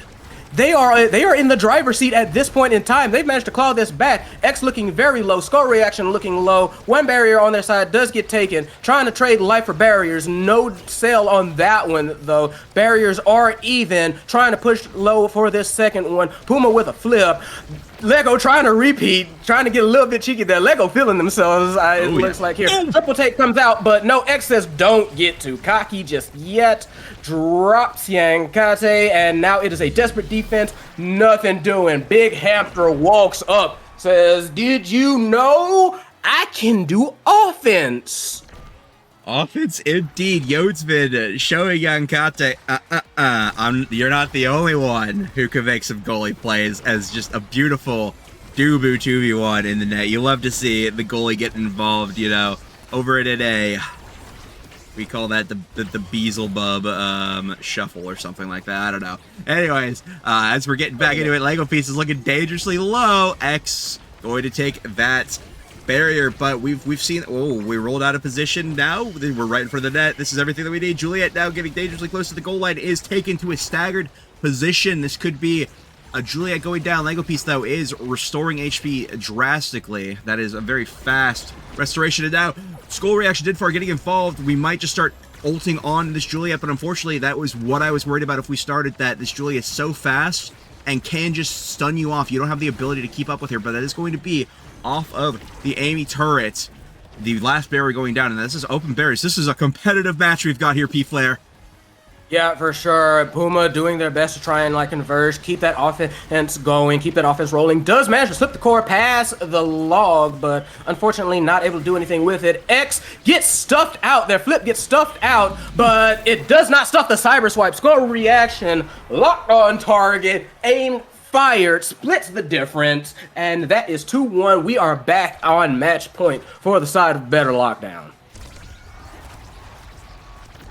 Indeed, this is better. Better Lockdown fans, congratulations. We found the line back in. It is called just being better, as we get one barrier down, two barriers down a piece on either side. Now one barrier left standing. That is going to be the flip coming out from Denfar. This is an adrenaline rush. Pumps Julie, though, as the Giga Blast from Puma is going to secure it. And oh, I see a vision, and it is looking like a Puma carry coming out. We have the flip. We are on the line. Pass down to Denfar. We need that now. The ultimate from Phineas going out up and around. The ult. That is going to be a dead Amy. I saw it a billion miles away on the Mayan tablet. Elusive it. Juliet. X, though, in front of the net. This could be very dangerous. One wrong move could spell the end. That is going to be a Gigalats going wide. Does have the flip. Play for our flip into our Puma. The namesake of the team into the net. It goes, and no, it doesn't. Great defense from Yodsman is going to keep this alive for now. Into Lego Piece now. We're running. We're strike warring. Not going to be enough. Yankate does have the ultimate down, up, and around.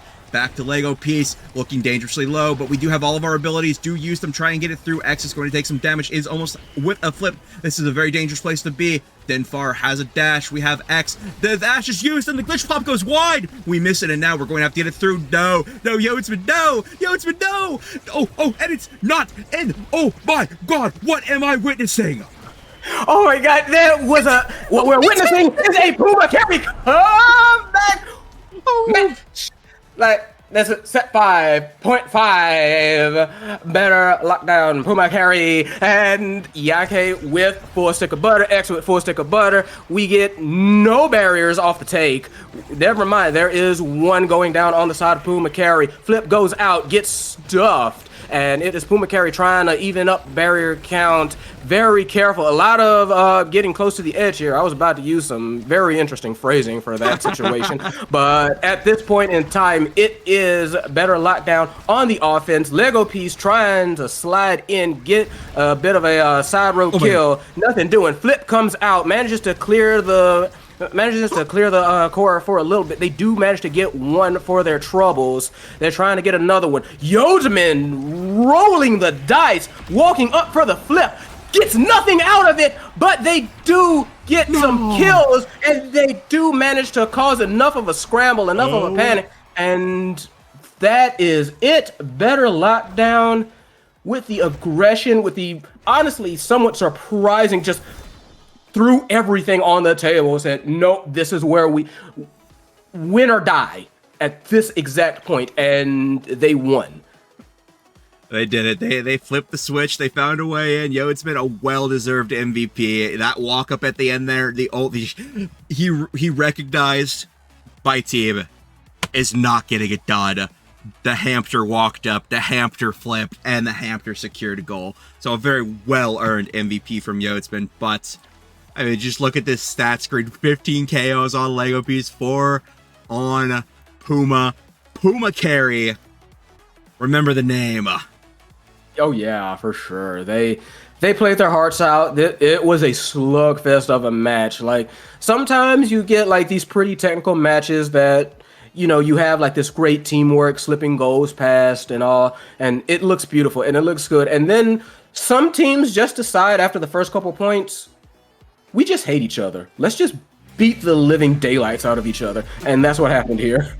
That's absolutely damn true. The KOs going everywhere, blood flying. Who knows? Oh, you look at this young cat they play. That was beautiful. Walks up, gets that barrier, but the double kill. That's right. I forgot about that. This was a damn slobber knocker, as some might say. Just an overall, just a treat to watch. If I'm being quite honest, that was the content match of the day. I feel sorry for our round 3 round robin participants because they have a hell of a game to follow up. Let's hope they can match it. I'm in for more of that. Oh, I am as well. Me too. But either way, I do believe with that conclusion there to that a very exciting game. I do hope to see some more of them. But for now, we are going to be going to a quick break while we do a little bit of the Beelzebub shuffle of our own back here. So stay tuned. Don't ask me what that means. We will be right back. As soon as I can find my button, that lets me go right back. There we go.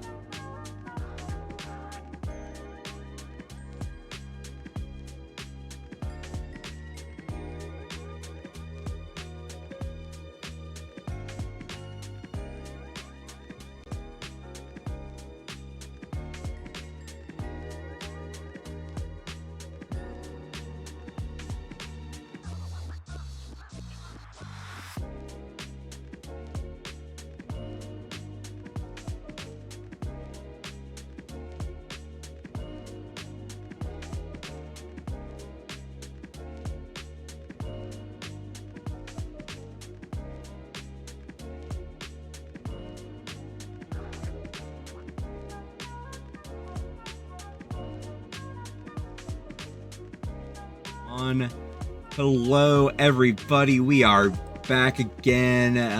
No shuffling happened this time. Actually, I was misled, betrayed, and even bamboozled a little bit by our good friend SMG, who we are going to be seeing in this lobby, because it is Vibe Check back on the field again versus Big Dole Energy BDE, and we are going to be playing on, you guessed it, Atlas's lab. We're back in the laboratory. P Flare, how you feeling about that? Back in this map again. Back in the lab again. Nobody knows that nowadays. Nobody knows that. But no, we got like I said, we've got Big Dole Energy Vibe Check trying to shake off earlier and make things happen this time. You can see we have a Spark of Leadership Twin Drive start, and apropos to that, ban immediately comes out. Let's not have that Atlas happening.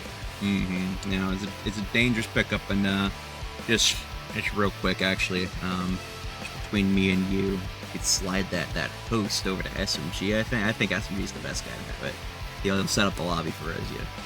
Wait, there we go. Yeah, as we get into this Octavia ban, of course, I'm looking forward to that one as well. I'm not happy not have her on the field after we saw what SMG was pulling on that character. Of course, Twin Drive is a great pickup to have on her, but we also have this Spark of Leadership, so interesting. There's I've heard discourse that honestly it may not be worth it to run all leadership because it's not that great, but I'm pretty sure we're gonna see all leadership just because it's free stats, and I'm like, come on.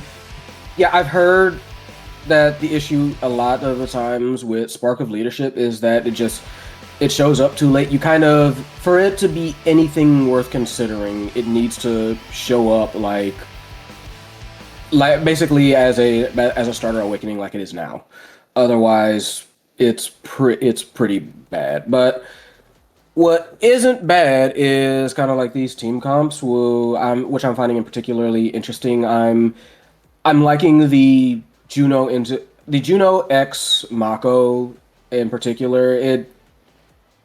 It's a nice coverage of things, especially on this map. Mm-hmm. Meanwhile, on the other end of things, you have Rune, Aimi, Vice, which is gonna hurt. It is gonna hurt indeed. That is a lot to be dealing with there. That is gonna be some damage that's gonna stack up. That X is gonna have to find the time to scale it up.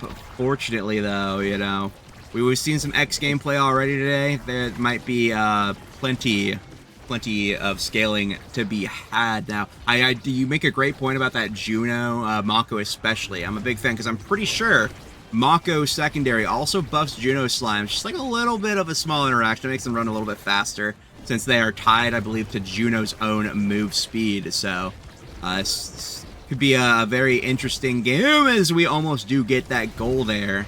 Now, as both berries are open, Banishing coming out, everyone has their ultimates. This could be anyone's first point. Yeah, both goes open, Slime's coming out.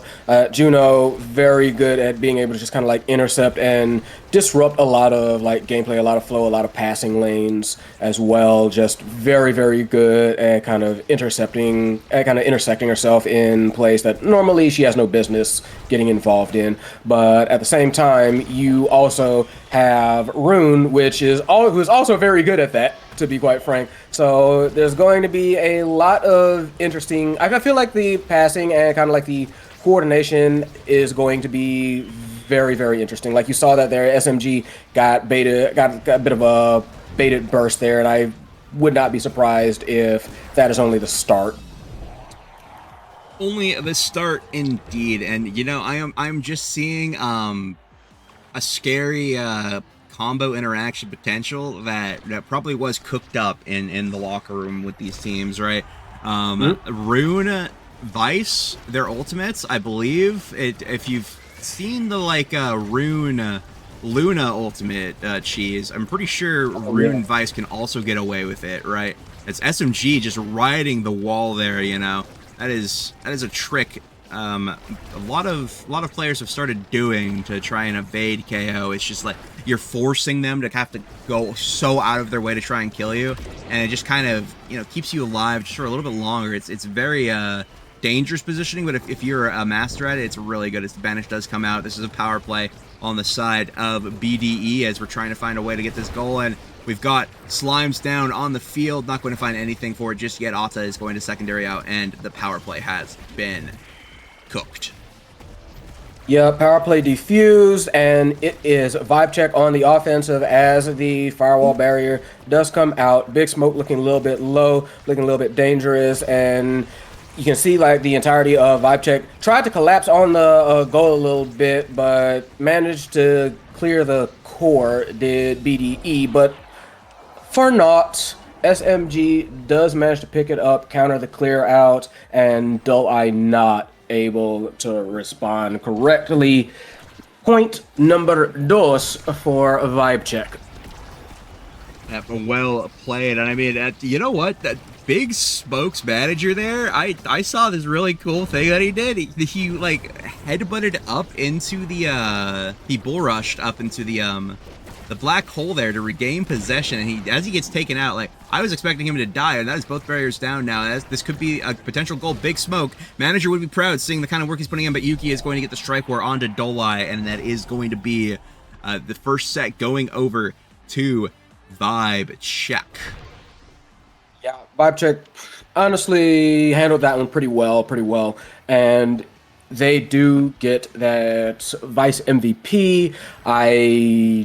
That extra special scares me, but they take explosive entrance, which is also very scary. Yeah, that is. I mean, I kind of see the angle SMG's playing for here, right? Is, you know, yeah, no, that's that primary, that secondary. Vice is just full of impacts, right? And while extra special is kind of beast mode, we kind of want Mako to have to deny that away from Rune, right? Because we can deal with Mako Ultimate coming out all the time. That's not that bad as, you know, either SMG or Ata having it. So Dolai kind of forced into taking that great drafting navigation from the side of Vibe Check, but not all hope is lost for the side of BDE. Big Smoke and Big Smoke's manager going to make some moves down here on these barriers. One down, two potentially going down here as Dolai gets back in the supporting role, popping that secondary. Then it's both barriers down now. We are pushing this barrier. Great primary, but that is going to be that explosive impact, already having explosive impact as Big Smoke's taken out. Manager and Dolai, the only forces left to fight off this power play. Yeah, very, very brutal interaction, already proving that Awakening's worth. As Ata moves up, try and force things up in the top field, and sure it does. Supernova coming out, nothing they could do. It is 3-on-1, and Big Smoke Manager knows that at that point, resistance was kind of futile. All three of them were converging in. They could have just Harlem Globetrotted them for that goal. So just, nah. Just go next. Go next indeed. And a great little jumpy there from Big Smoke does evade the dash that probably would have killed him with Yuki's flip. You know, I could imagine her going down there and doing that. But SMG with a great secondary is going to pop in there. And Yuki standing around, not going to find the goal. Was waiting out any and all abilities and any opportunities that midfielder could have provided, but SMG is now going to pop in and get that goal off the turret. You know, Dolai with a great around the world, kind of like around their goal net defense, but unfortunately it's not enough as the convergence of Vibe Check was just too much of checking their vibe. Yeah, no, SMG has been playing sick, and you notice like both the barrier takes and the goal were essentially like self passes. And using, I believe that was like their secondary, basically teleport to kind of just set things up and then just teleport to themselves, feed the rock to themselves, and basically be the one-woman show that Vice can be. Of course, Big Smoke not exactly happy with that. SMG already getting low, tried to supernova him off, and then that black hole pop just didn't happen. So now it is open goal on the side of Vibe Check, and they are trying to do something about that. Yuki says no, cyber swipe, just splats slime all over the sides. Almost managed to get a good goal there, but yeah, no, BDE Vibe Check definitely quarreling, shall we say, over this last barrier. And it's in. A moment of silence there as the core drifted past Ata. Very well done for BDE. Let's go. Big Smoke Manager, Big Smoke, and Dolai finding this goal here. And you know what? That is just going to be one of many here to come. Black Hole popped. And I want to say, while they've been getting a lot of KOs onto BDE, BDE have been navigating the power plays so well, where it just feels like, yes, they are getting these power plays, but it feels like at times they're not finding anything for it. That is going to be Big Smoke saying sorry, and oh my goodness, we're still in this game. Yuki saves the goal off of some execution error and does manage to make up for her mistakes, but that was still, what a situation. What a way to go. The sorry pink into the KO, into the save, like, my goodness. Yeah, that was almost, in FGC, that's almost like a reverse, like, what are you standing up for a moment, you know? So it's, but they did make up for it. Yuki made up for it. Even got, you know, like MVP off of that. Gets Deadeye for their troubles. Humility breeds success, I guess. Humility breeds success, indeed. Well, but here we are in this draft that is going to be Vice with quick strikes. Deadeye on Yuki. She's already been finding so many KOs without the need of Deadeye, with only pummelers, right? So this is going to be a very dangerous and active Yuki now, hunting on the hunt. This kitty cat is not here to play, as now she does take some chunk to damage, is forced to use the cannon, not going to find anything out of it just yet. Triple banish from Ata. She is also got a Deadeye of her own there, just with her own eyes, but as we're flying this core around, that is going to be both barriers going down in the KO. Big Smoke Manager manages to find one, dashes in and finds it. Now this is a power play, beating Ata down, does dash back. This power play is not going to die without a barrier. I can say, oh my god. Wow, Yuka said, no, this is indeed a power play, but it's going to be for us. Yuki just not flinching at dealing with, like, the numbers game. So it is, that was just like some beautiful defense on the side of a Vibe Check, and now they are in the driver's seat once again. They are willing to play down to, like, the last little trickles of health of stagger, I've noticed. And that can be very risky, but it can also be, well, very rewarding, as they do manage to get back into potential scoring position. Another body dropped. SMG moving forward. Yuki has a flip ready to go. There it goes, flipped in their face. At that point, nothing they could do. Knocked it straight in. Vibe Check looking to say, but at this point, Vibe Check is like, yeah, Vibe being checked. You're too boring, dudes. Get out of here.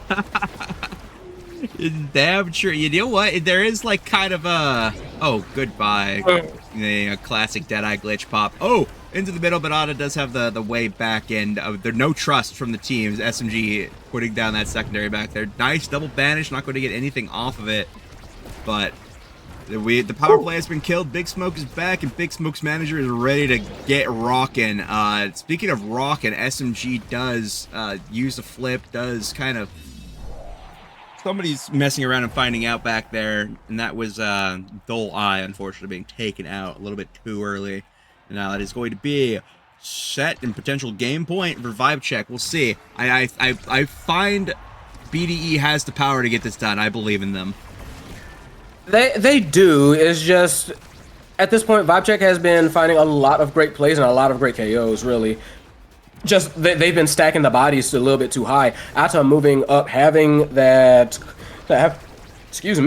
flip ready to go. Oh, yeah. They do end up getting double barriered, however. This is their opportunity. Oh, yeah. Flip does go out. Save it. Oh, Big Smoke with the call out! Big Smoke, take that check straight to the bank and cash it, brother. What a find. Ata, she does not know the way your mind works, but you know the way hers works. Oh my goodness gracious. Big Smoke's manager. I mean, wow. Just waited for it, said, you gonna flip it straight to me. You think I can't catch it? Come, try me. And just said, no, where you going? But they did seem to learn that lesson very fast. Both those barriers opened very quick. Slime's going out, bodies falling again. Dull Eye just not able to deal with the damage, especially from the SMG. Big Smoke does miss the lariat, and they're kind of like they're kind of like sitting and planning and kind of waiting. I feel like they were kind of playing with their food a little bit. They were trying to figure out the perfect approach, which is something that does happen sometimes, but it worked out for them. They do get that they do get that match point, and Vibe Check kind of is just chill about it, and they say, "We good, we grooving, we moving." We moving indeed. A nice try coming out from BDE. Say it again from Big Dole Energy. Did try their best here. Unfortunately, you're going against the legend Yuki, MVP for this game, and well-deserved. Just an insane IME player, one of my favorites of all time. So, you know what? I'm happy for her. She deserves all of the spotlight and podiums that she can get. But that is going to be Vibe Check taking this one. BDE. I mean, Big Smoke Manager, I will say, had their time on the podium as well with that amazing call out. And just overall great gameplay throughout the game. And of course, I mean, couldn't have done it without great support from behind from Big Smoke and Dolai. So, you know, it was another treat of a game to watch. So It was fun. Like, no, in all sincerity, Big Dole Energy did have moments of greatness, flash.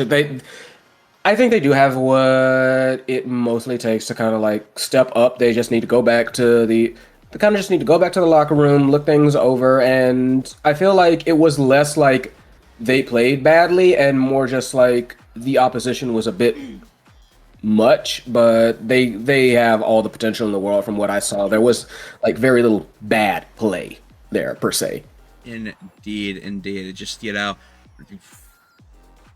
what is the word I'm looking for? You know, clean up around the edges and we're good, right? Like, I see a big future for BDE. I'm excited to see more coming out. But that said, I do believe we are going to be going to a little bit of a break. Yes, that is correct. That is the way to go about things. So, hey, keep yourselves tuned in. We've got I believe we're going to bracket next. So These are going to be a little bit longer, a little bit more brutal. So yeah, lock in, get some popcorn. These are going to be some best of threes. Single elim though, single elim. So you lose your best of three, you're out. But that is still 3 games that you get a chance to prove yourself in. So we'll be back. P Flair, any last words for the people before we take a little bit of a break? get excited. This has been fun. It's gonna stay fun. See you soon. Oh yeah.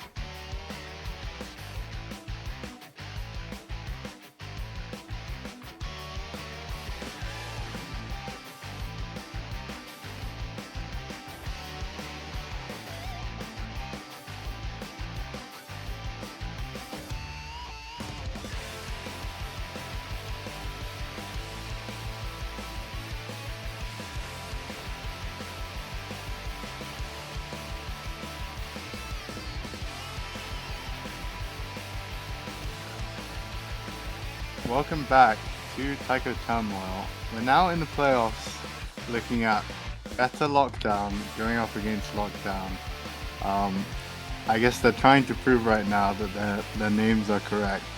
Lockdown coming into this with a 9-2 count in sets inside the games, whereas better Lockdown a little bit worse on 7-6, but both strong enough to get into playoffs here.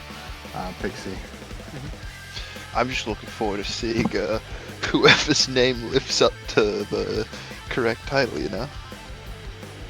Yeah, absolutely. I think gotta be a little bit of a grudge match here.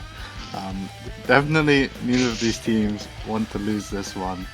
And a very interesting game we're gonna get here.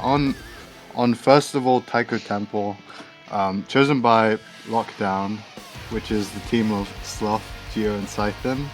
And then Better Lockdown, which is the Yotaman, Dinfar, and Brack, chose DD. And the final map being Gates of Obscura. This Taiko Temple is somewhat a surprising pick. You know, Sloth has been saying recently Taiko, not exactly his favorite map, but I think it's definitely a strong one for them. I played against them on it today. They played disgusting Atlas Rune Asher comp against us on it. It was super strong. So I wouldn't be surprised if they picked something like it, although the Atlas is banned away from Sloth. You hate to see it. I mean, it would be wild if we got Construct Awakenings at the start, but we see the Rune at least, which should be fun. Yeah, we know, like, Better Lockdown, they do love this Rune pick. They love playing, like, Rune Luna, anything of the sort, but we know they can for sure play it. But on the other side, this is a really scary pickup. You've got, of course, Geo on the Estelle, Scythen on the Asher. Really, really scary pickups for Lockdown. We got Dubu and Drekka for the remainder of the team. I love to see the hamster. Yeah, we've seen Yodes pick it to success in the tournament so far. The last stream game, I believe, was him playing it in a close victory. Interesting to see. You know, we've seen him pick Mum Boots so far, so maybe he'll opt for that Mum Boots peak performance kind of speed synergy, or perhaps he'll go back to maybe Pauldrons, pick up the missile prop. We'll see. But another missile prop character that really enjoys it, the Drakar. Really strong pickup for Brack on the forward there, I think. I'm just really happy to see an Era pickup. Yeah, I think it's a very, very strong pick as goalie, which I'm assuming it's on this map. I'd imagine, right? Yeah, you just get really fast rotation speed. Your beam is really useful if you're keeping the core in the corner, which you want to do with your Asher, and your Estelle can cover the outclear really well. And of course the Nado in a straight line towards your corner is really deadly. Not much you can do about it, other than probably this Dubu or a Banish can probably do some damage to it. But yeah, lots of creations, lots of shoving for both of these teams. So we'll see who can play their comp better. Yeah, I'm excited to find that out. Although I feel like it might be a bit more of a violent match given the lineup that's in play, right? Yeah, it could be. I mean, you know, Drakar players, this character looks like a rat, and they do play like rats at times. Love to look for those cheese kills, but you know, so does Scythen on the Asher. He loves to look for cheese, especially if he has flip up. Definitely lots of potential for cheese kills. Of course, the Rune combo can do a lot of damage and burst him down. And there's no Atlas in this game, so gonna need to play their lives well. Yeah, be interesting to see how that works out. Just is it Rune goalie? I'm assuming, right? No, I think it's probably the Dubu in the net. It could be. It could, you know, we've seen, we know Brack is an enjoyer of the Dubu forward, so and I have seen Yodes play Rune, so there's a chance. I think it's probably more likely that it's Dubu goalie, Rune in the midfield, Drakar forward, but anything could happen. Interesting drafts for them. I think, you know, generally consensus is that Estelle is at least top 2, if not best midfielder right now in Europe. Seems to be agreed. And I think probably Gio is the scariest Estelle player. It was his kind of, one trick for a while. Yeah. So interesting, we've got a glance at the kind of draft strategy of better lockdown that they say, okay, you can pick Estelle. We think we can beat it still. We're not going to sacrifice our draft capital to deny it. We're going to let you play it, and we think we can do better than you can on it. So we'll see how it plays out for them.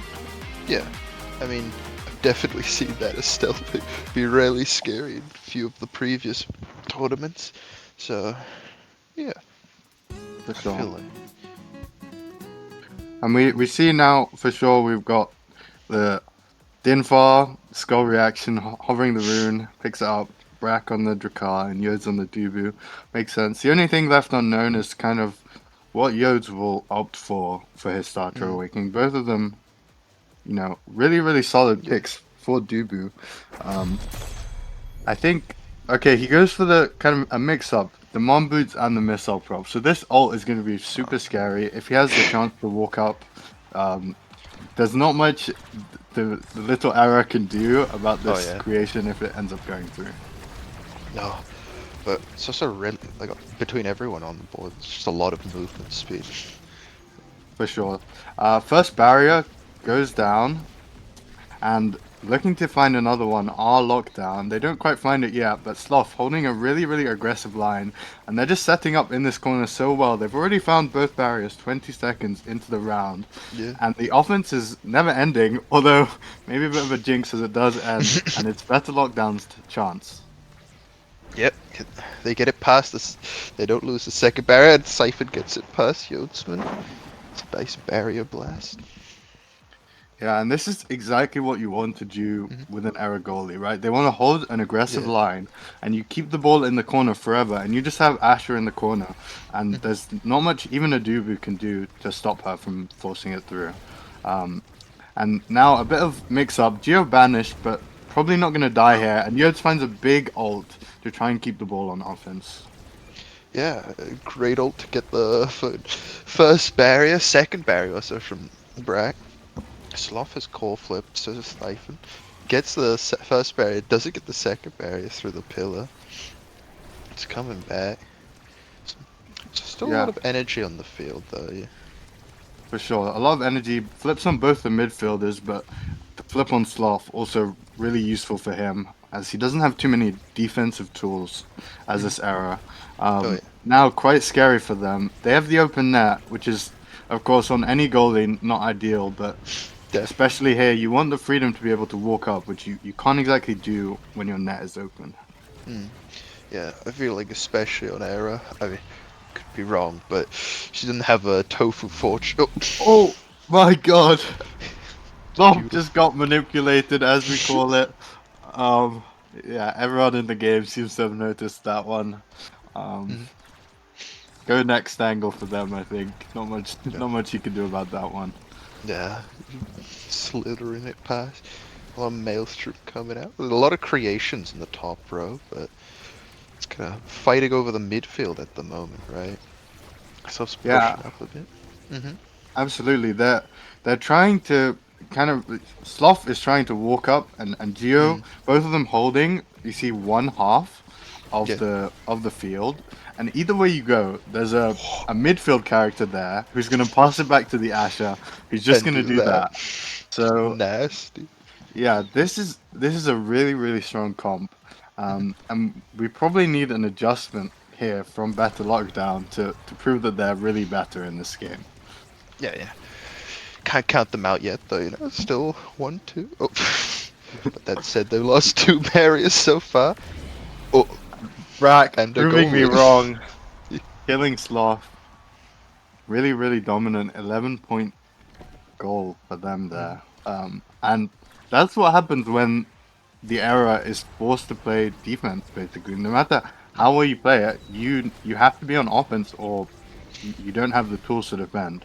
But another rapid response. Both these goalies can't seem to hold their barriers. And now it's the time for Lockdown to prove that they can win this. Good banish to hold it.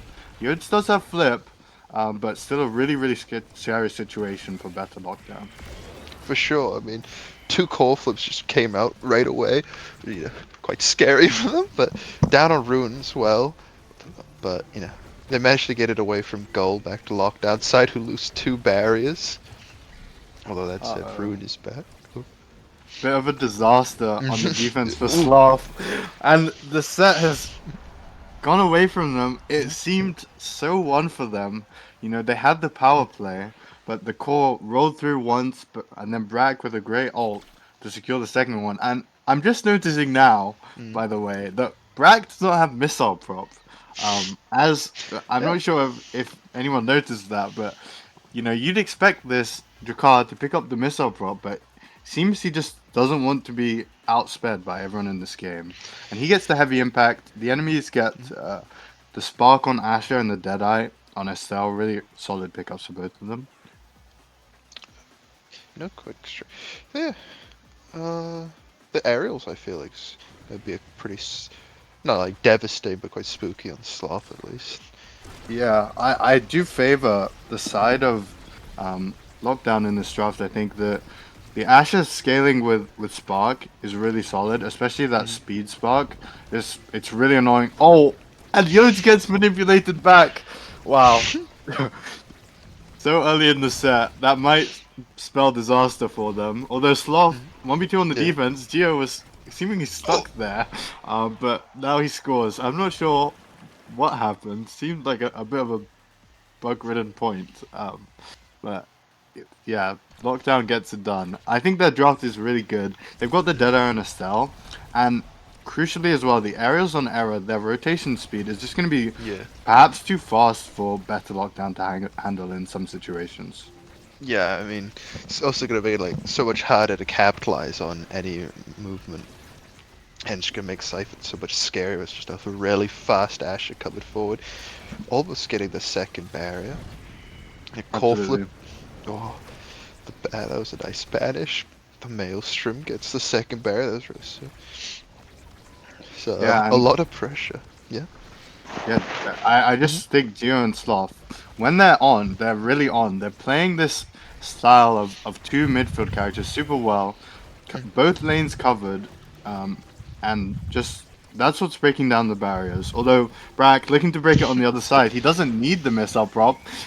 He might need the flip, although Sloth blocks it. Really well played, and now they have a shove on offense, and it is the Asher primary that gets it through.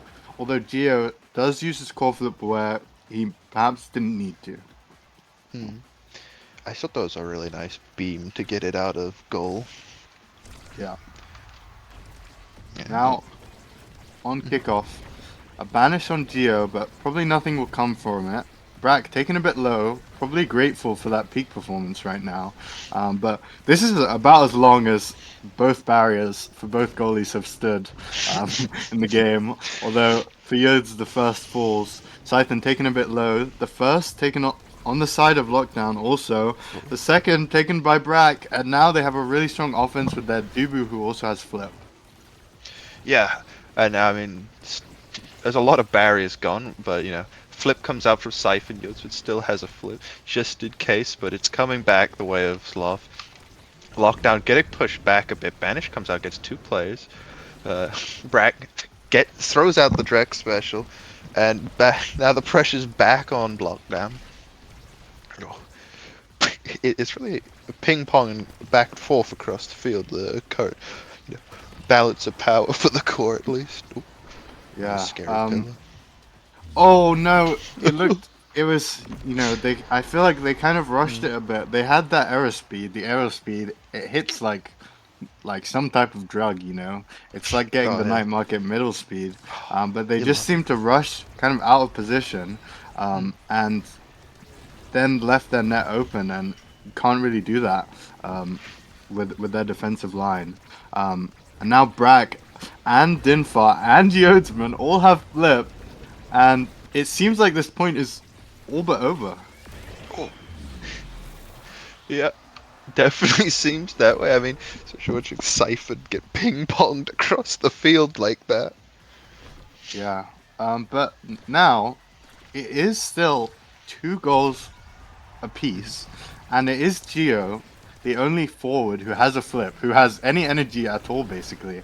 And if he Mm. can use it correctly, that could be the decider of this game.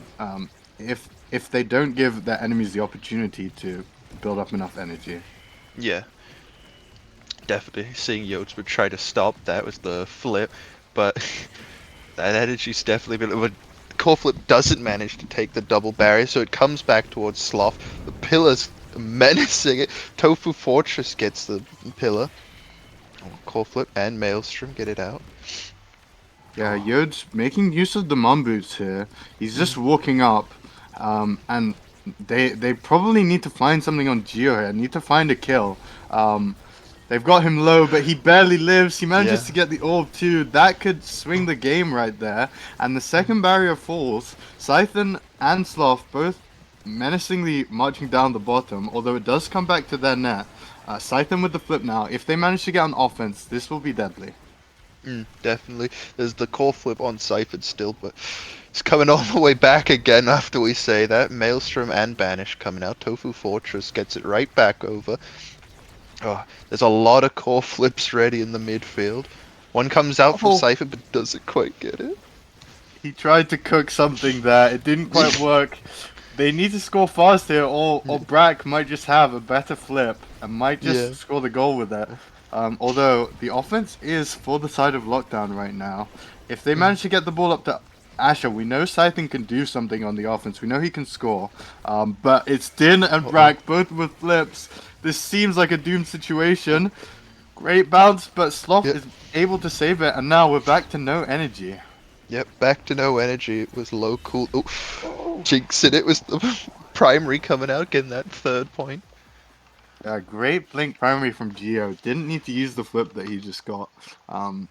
Needed to do something before he died, and do something he did. Yeah. In this draft, Sloth, and then, this draft, although you win, it's like my error is the first pick, has to deny Hotshot, and then there's, Rune's getting maybe extra special or timeless here. Drek's getting BD, like, this, you might not be so happy with this draft, although, the Asher gets her second spot, Yeah. Estelle's getting Stagger Swagger here. It's not horrible, but you would prefer to see, one of your teammates probably in front of another one of the enemies, right? Yeah, for sure. Although I think it was quite decent for lockdown. They got the second spark, stagger swagger for the beatdowns that's happening. Yeah. One thing to know about Better Lockdown is they love these rune combos. They usually play, it with Rune Luna, but I'm sure that Brack and Din, or even, Din and Yodes can figure something out with a kill combo, especially with this extra special. So Geo and Scythen will have to look out with their evades, although they don't seem to care about the extra special because they've broken both the barriers. Playing very solid defense here. No barriers fallen for them so far. And maybe Scythen will die, but if not, this is a really strong situation for Lockdown. Saying that though, and the second barrier just falls. Yeah, I guess this is what happens when the offense of both teams are so strong. It feels like at any moment, either goalie can lose everything, but it's in fact Brack who loses everything, dies with his flip. Scythen, the one with flip now, he uses it probably a bit early. Din with great reads on the strike wars. Geo evading that Manish, really crucial. And they need to find something on the defense here. Yeah. But it will be hard with the Stubu with flip. Really hard to break through. Yeah, for sure. I mean, talking about Never breaking mind. through. That is Yeah. still primary. Geo just, that's 2 points in a row where he finds a great primary to win the game, or win the goal rather. And if he finds more of those, it's going to be really, really good for Lockdown. But that wasn't good for Lockdown. Losing both barriers, they're Dubu walking up now, but maybe the greed will cost them if they lose both these barriers. Yode's still looking to make an aggressive play, it seems, but Din kind of doing it all on the offense here. Yeah, that push up might have been a bit premature, but The pushbacks coming back from lockdown. Yotsman still has core flip in case it's needed, but Giovanni almost has it too. So there's a lot of pressure coming back towards meta lockdown. Although that said, the Taiko drum No, that one wasn't the drum. was it? That was Din's pillar. Yeah, just Oh, a great pillar from him. You know, the bulk up 143 power rune hits the ball hard in OT. mhm. And when the ball goes flying, there's not much error can do. Yeah. But yeah, now trying to set up this NATO, but Bracken Din interrupting it. Banish not fully successful. Soft tries to walk up and flip for the double barrier, but ends up with nothing. Might come to regret it. Geo gets one of them. Now Scythen trying to get the second. Can't quite manage it. And Yode's still looking to walk up with this flip. We know he has the Orb Dancer, so he will go zooming once he picks one up. But forced to flip by a great primary from Geo. Yep. When Siphon gets the second barrier off a better lockdown. Although it comes back, Sloth gets it over. Yode's. Oh no. There's 2 flips ready, but Rune loses the flip. Need to be really careful about this Drakar flip. They don't want to Yeah. play it anywhere near him. As you see, they've done a good job so far. But Brack also doing a good job just being threatening everywhere, making it so that there was no way they could really force the ball through Dubu there without having to be wary of the flip. And if it goes back to the offense, which it almost just did, I'm sure Brack has something ready to use this flip for. Yeah.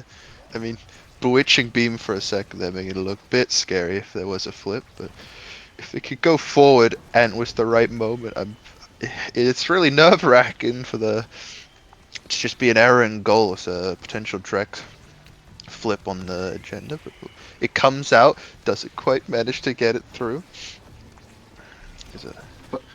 But the course so fast. Oh no, Yeah. Din! He could have struck it anywhere at the goal, and I think it would have gone in, and I think he knew that.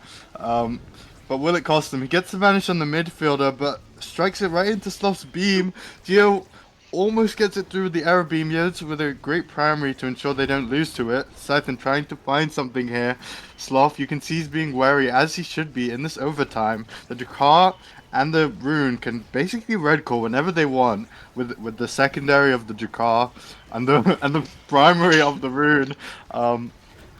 The call going back and forth. Scythen trying to play the ball through. Geo looking for another beam attempt but can't find it. The ball is going so fast, but they can't get it through this defense. Scythen does have flip now though.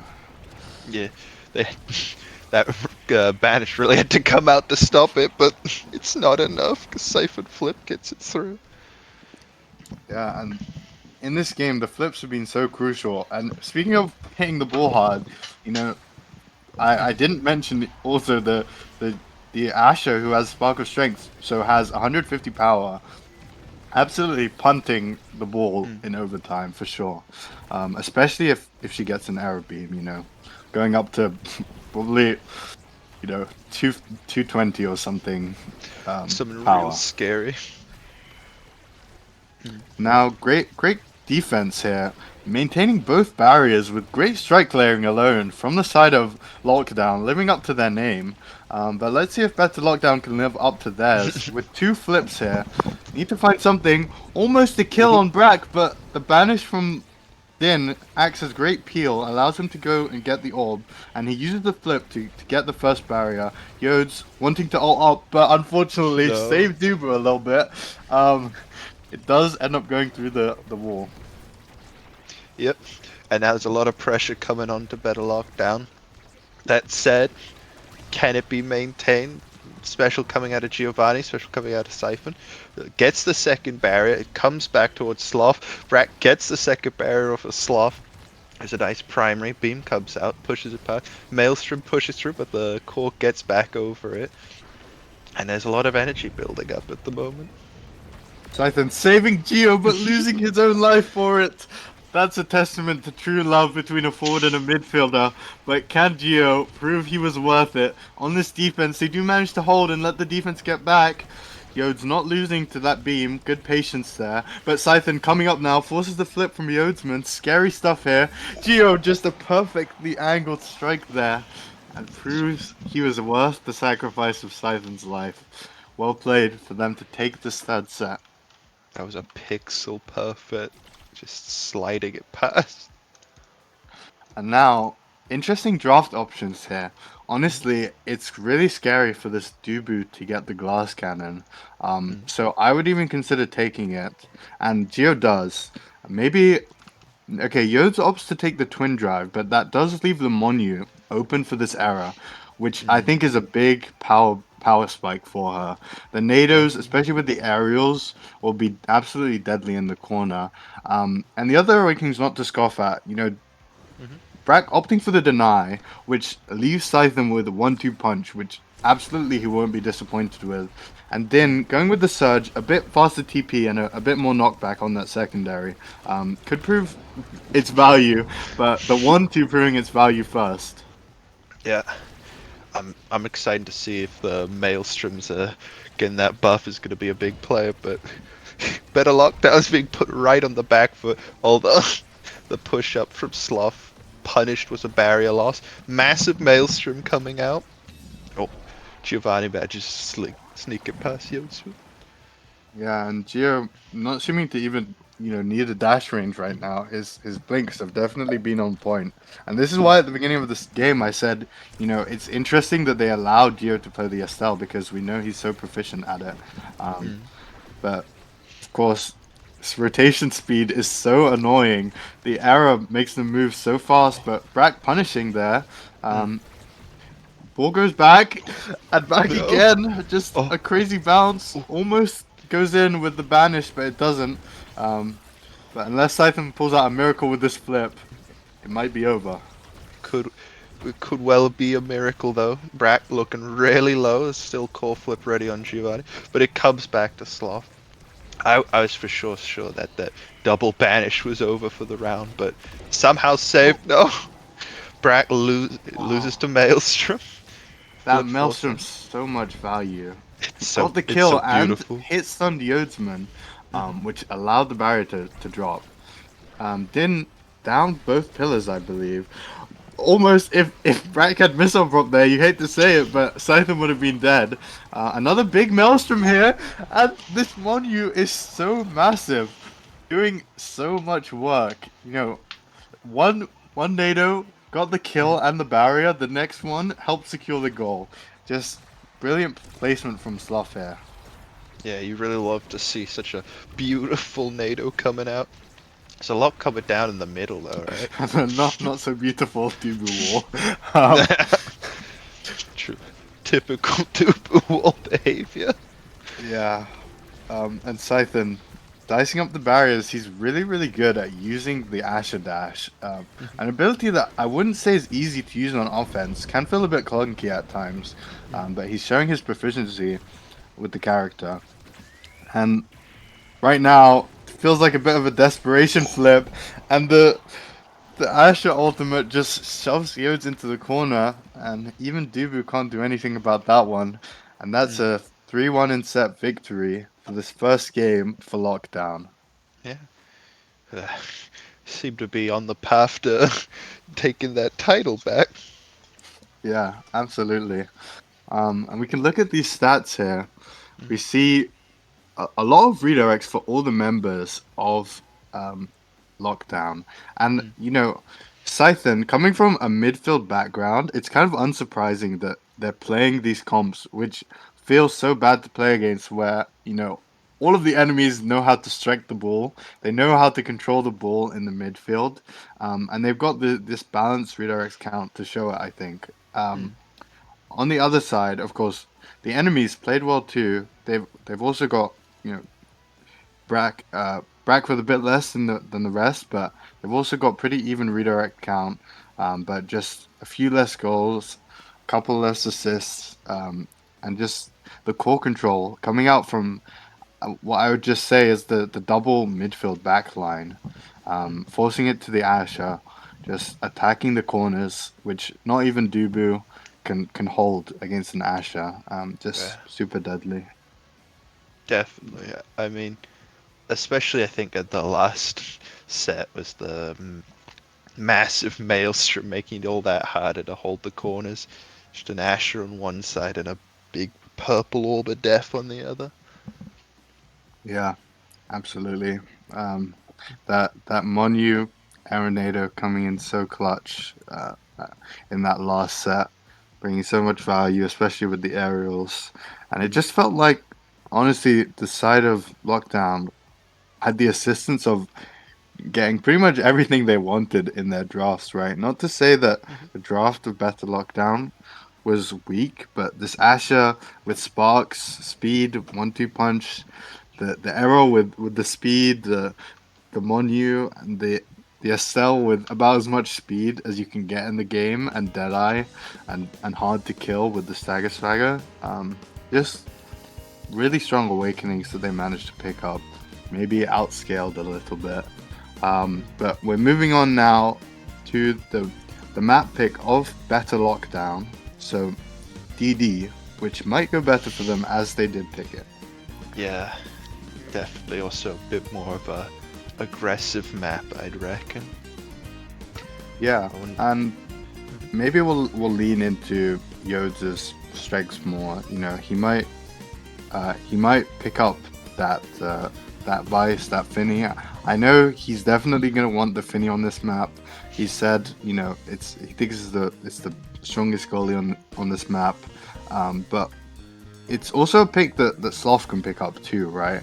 And when you are the person who picks the map, you do not get the side select, which means that the side of Lockdown has blue side. So it's very possible that they're just going to first pick this Finny away from Yodes here. It could be quite problematic. Especially, I mean, the Awakenings could make or break that, right? Yeah, for sure. You definitely don't want to give Finny away on something like a Monu starter. But there's a lot of characters that are really scary here. I think, of course, you can't speak about Demon Deus without speaking about Vice. Of course. Such a strong character on forward and midfield on this map. Oh, on goalie and midfield, sorry. I guess you could play it forward too if you really wanted to. But yeah, really strong pick. Does so much damage, so much AoE. And on a map where you play really tight, it's really strong. One pick that I'm curious if Lockdown will go for is Asher goalie. Something Sloth has been, trying out a little bit on this map. Seemed quite strong, so possibly we'll see that come out from him if we don't see something like, the Finny, the Vice, the Rasmus. Yeah. What do you reckon there are any oddball picks that we might see come out for the Demon Dice pick? So I'm thinking the obvious first pick here, like I mentioned, is probably the Vice. Yeah. In the net, benefits from the arrows a bit. Not the Dash Awakening you really want, but it's better than Leadership. Not the best awakening, I'd say. Drakkar and Finny gone, super interesting. Oh, and they picked the Asher, super interesting. I'm gonna say that's probably a flex pick. It could go to Yodes in the net, like I thought it might go to Sloth in the net, or it could go to Brack on forward. Probably playing into Rasmus on goalie, and Kai, a super unconventional midfield pick, I'd say, on this map. But Kai, I think, top 2 midfield character in the game, especially on an aerial start. Probably, it might just be the best midfield character in the game, so we'll see if it can work out for them on DD. Yeah, I hope we do see a leadership pickup on at least one person. Oh, we see an Estelle pick. I'm gonna go out on a limb and assume it's Giovanni. Yeah. Well, actually, that's the side of Better Lockdown. Go ahead. Yeah, they've got a I mix up. can't read. Yeah, but Din also a proficient Estelle player, and I'd say both of these, if you showed me this draft, I might say, are we playing on Oni Village? Something like that. Seeing these character picks so far, I think Estelle and Kai both somewhat unconventional for this map, but still, I think the best two midfielders in the game. So it would be, I think I'd be wrong to say there's a situation where it's terrible to pick either of them. And we see the IME. I think for sure this is Rasmus goalie, Kai midfield, and then IME brawler for Scythen. Something, this team's going to be really good at playing double midfield. As Scythen's a midfielder, Gio's a midfielder, it just makes sense. But we'll have to see if they can break through the Asher here. Really strong defensive character. There's just nothing that can go through her primary when it's working. So we'll see how it goes. I'm just nervous if the IME gets a awakening like Monu or something. I'm just, it's gonna be quite scary. Yeah, lots of awakenings that do a lot of work on TD. But I think, and honestly, the scariest thing with this IME might just be her getting a crazy build for knockback, getting Deadeye heavy surge, something like that. We'll see if Scythen goes pummelers. I would say I doubt it. Not something you would usually see him pick, but if he does, it's something that Better Lockdown will have to look out for. Oh wait, I'm the one who's mixed up this draft. I'm sorry. What is this draft from Better Lockdown? Wow. It's Brack on the Amy Brawler. That's my mistake, guys. But honestly, blame the teams for having these such similar names. Okay, so I was right. It is Asher playing this. It is Sloth playing the Asher goalie. But an instant kill onto Scythen and an instant double barrier there, pretty much. Really explosive start and just a goal. Gonna need a bit of a mental reset after that one, maybe. Just a bit stun lock. Double mag souls for the side of Better Lockdown. I got it right that time. I think mag souls just really, really good on this map. You play around the middle of the map so much that it feels like you just always have that mid speed. It's super good. And Scythen taking the Van Brace, a bit scared. Rasmus, a really annoying goalie to play into, does a lot of damage to the forward, just passively. But it is Din who's taken low. Wastes evade a bit, but Scythen misses the dash, so probably won't be able to get the kill confirmed just yet. Yep.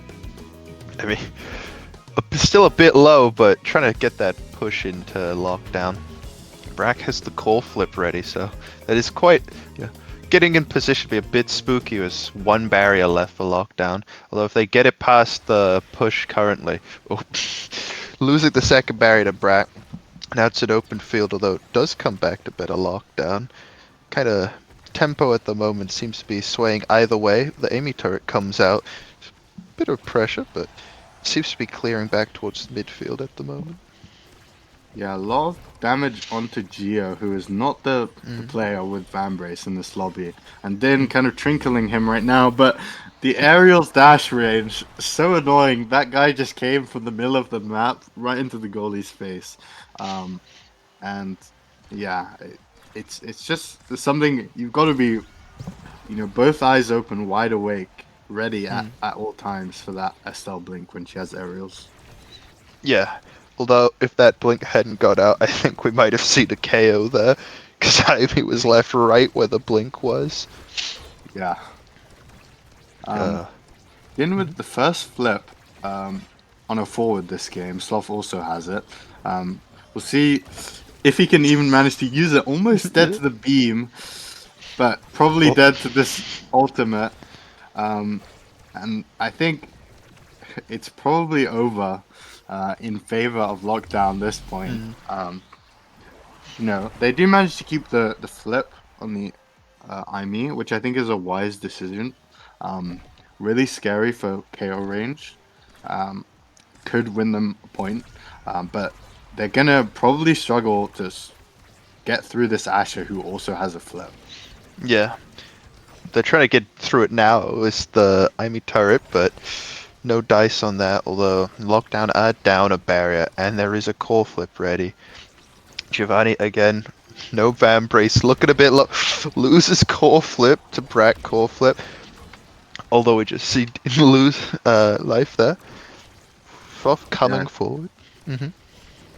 that was a crucial KO from Scythen. But great strike from Yodes and a really good hook to strike wall, but the barrier does fall eventually. Can't hold forever, and just this is great corner offense from Geo and Scythen. They just play the ball, it rolls up to the goalie, and Scythen's dash is there to punish it. And there's just perfect execution there. Um, Hmm. Felt like more KOs than you might expect coming out of, you know, uh, Mm. from these team comps. But Scythen picking up the spark of strength and the spark of focus going on to Bragg. Both of them do have the spark of leadership. Hot shot on Estelle, really, really scary. But extra special on Asher. And somehow, I mean, is Bokop weak? It somehow falls to sixth. I mean, I don't think anyone in particular made a bad draft here, but it just Yeah. turns out that this awakening that I think is maybe the best awakening on DD falls to sixth place. Um, and we're right back into it. Yeah.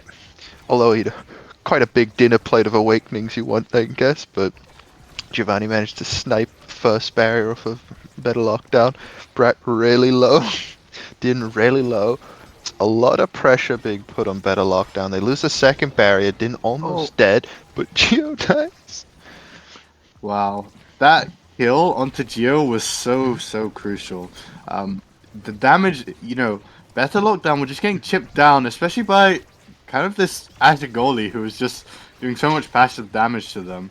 Um, but unfortunately, they didn't really get anything from that power play. Brack uses the flip but can't find anything from it, and Din's still low. He is a Kai with aerial, so quite hard to find a kill confirm on. But he can't exactly play how he might want to if he was full health. For sure. Although, might not be as much of a problem. Second ring getting taken out by Imitar. Din is still looking for a heal. Comes back to better lockdown. Push is coming out. There's not too much energy in the midfield. Giovanni close to a flip. Has to use evade to avoid getting KO'd. Yode's the only one on the field with a core flip ready. Did have it evade to survive the Siphon special. Oh, flip gets forced out. Kai Blast. Imi Primer. Yeah, that the aerial's range on the the Kai Giga Blast might come to have insane value later on, but we'll have to see who can score better on this open net. I think the Rasmus really strong open net defense, but also having to play into like Estelle, Zen, one of the best forward duos for open net scoring. Um, and it's going to be hard for this Kai and Aimi to find a goal through this Asher unless they find a way to play it around her. Because, you know, Barrage can go through a lot of things, but it doesn't tend to go through um, the primary of Asher. So we'll have to see if Brat can do something with this flip. Sloth so good with the ult so far, the extra special, so much value, just shutting down a lot of attempts so far. And Giovanni gets it in. I feel like Sloth was doing great there, but also Giovanni doing a lot of work to keep it being a 2-on-1 against Sloth. Kind of blocking that core flip, being able to get a decisive goal.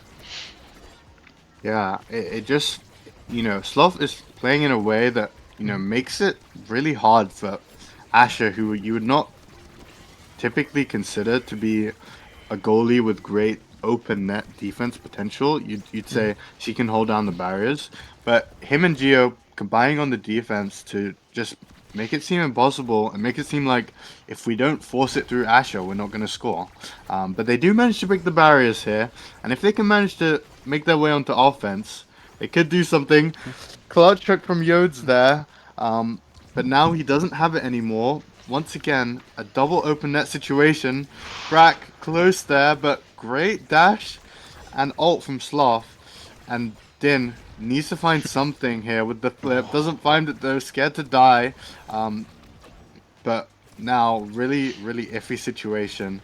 Just feels like once this goes on offense for Geo and Scythen, it might be all over for the side of Better Lockdown. Yeah, there was a moment there, although a lot had to be committed to that offensive, and it just doesn't seem to have paid off too well for the time being. That said, Brack has core flip, but Din gets it through without having to use it. Yeah, Sloth just used that primary, so had to use the secondary there, which not as will not generally beat the barrage in the 1v1. So well played from Better Lockdown to score in that open net situation. And now trying to find something with the turret. Don't find the barrier yet, but then with a great Giga Blast, great barrage too, but shut down by the Astro primary there. And Brack still has this flip, you know, scary KO tool. Although Scythen has one too, and probably willing to use it to kill as well. Geo just popped his too. Lots of flips coming out, but not much found from them so far. There's a lot of pressure being put on a Brack to survive there, but managed to pick up the orb. Still a threat was that dash into core flip. Uses it to pick up the KO. Oh, they might be able to get enough pressure from it. Core flip comes out from Sloth to stall. Comes back. Still core flip. Brack uses core flip to get second barrier. Giovanni looking pretty low. Gets the orb. Second dash comes out. Glitch pop sends it back. Keeping it forward. Getting forward. Brack has to retreat to get orb. It's coming back the way of Better Lockdown. That's one barrier. A snipe on Din. Can Better Lockdown hold their second barrier? Turret comes out. Dash comes out on Giovanni. Brack looking very low. A lot of pressure. Yeah, and now Brack low, both barriers down again. Not where you want to be for Better Lockdown, but maybe we can see a miracle come out from Din here. Brack gonna just play up here. Doesn't want to play near the edge at all. In fear of dying, and we've got this kind of double setup from Geo and Scythen, both just covering so much range that the ball can't seem to escape, and Geo once again with that blink, perfectly placed as well, because look where he is. He's in between 3 enemy players, but he managed to hit the ball there. Really good precision, as you know, the SL blink only hits 1 target, so impressive accuracy from him there. I think if you're the side of Better Lockdown, you need to recognize, like, guys, when it's double open net, we seem to be losing. And you just need to play so hard to break these barriers. Even though it's Asher, it's hard. Because once the barriers are down for the enemy team, and your barriers are up, like what just happened, you have such an advantage because your goalie, without even walking to somewhere you would call aggressive, is already in the middle of the field, right? Whereas the enemy goalie has to play in their goal line, which is why, apart from maybe like Inkies, DD is probably the map where having an open net as compared to, you know, having barriers up probably holds the biggest advantage, just because of where your goalie is naturally able to stand aggressively. But this time, it's Lockdown who breaks the barriers and breaks the defense to win the second set here. It was close, but it felt like they had the advantage here, especially in those open net situations. Yeah. Although, this a lot of like sustained pressure to make it hard to get into that open net situation. I'm looking at the screen. I'm seeing Brack and Din both on low health half the time, just from the concerted effort to keep them there, really.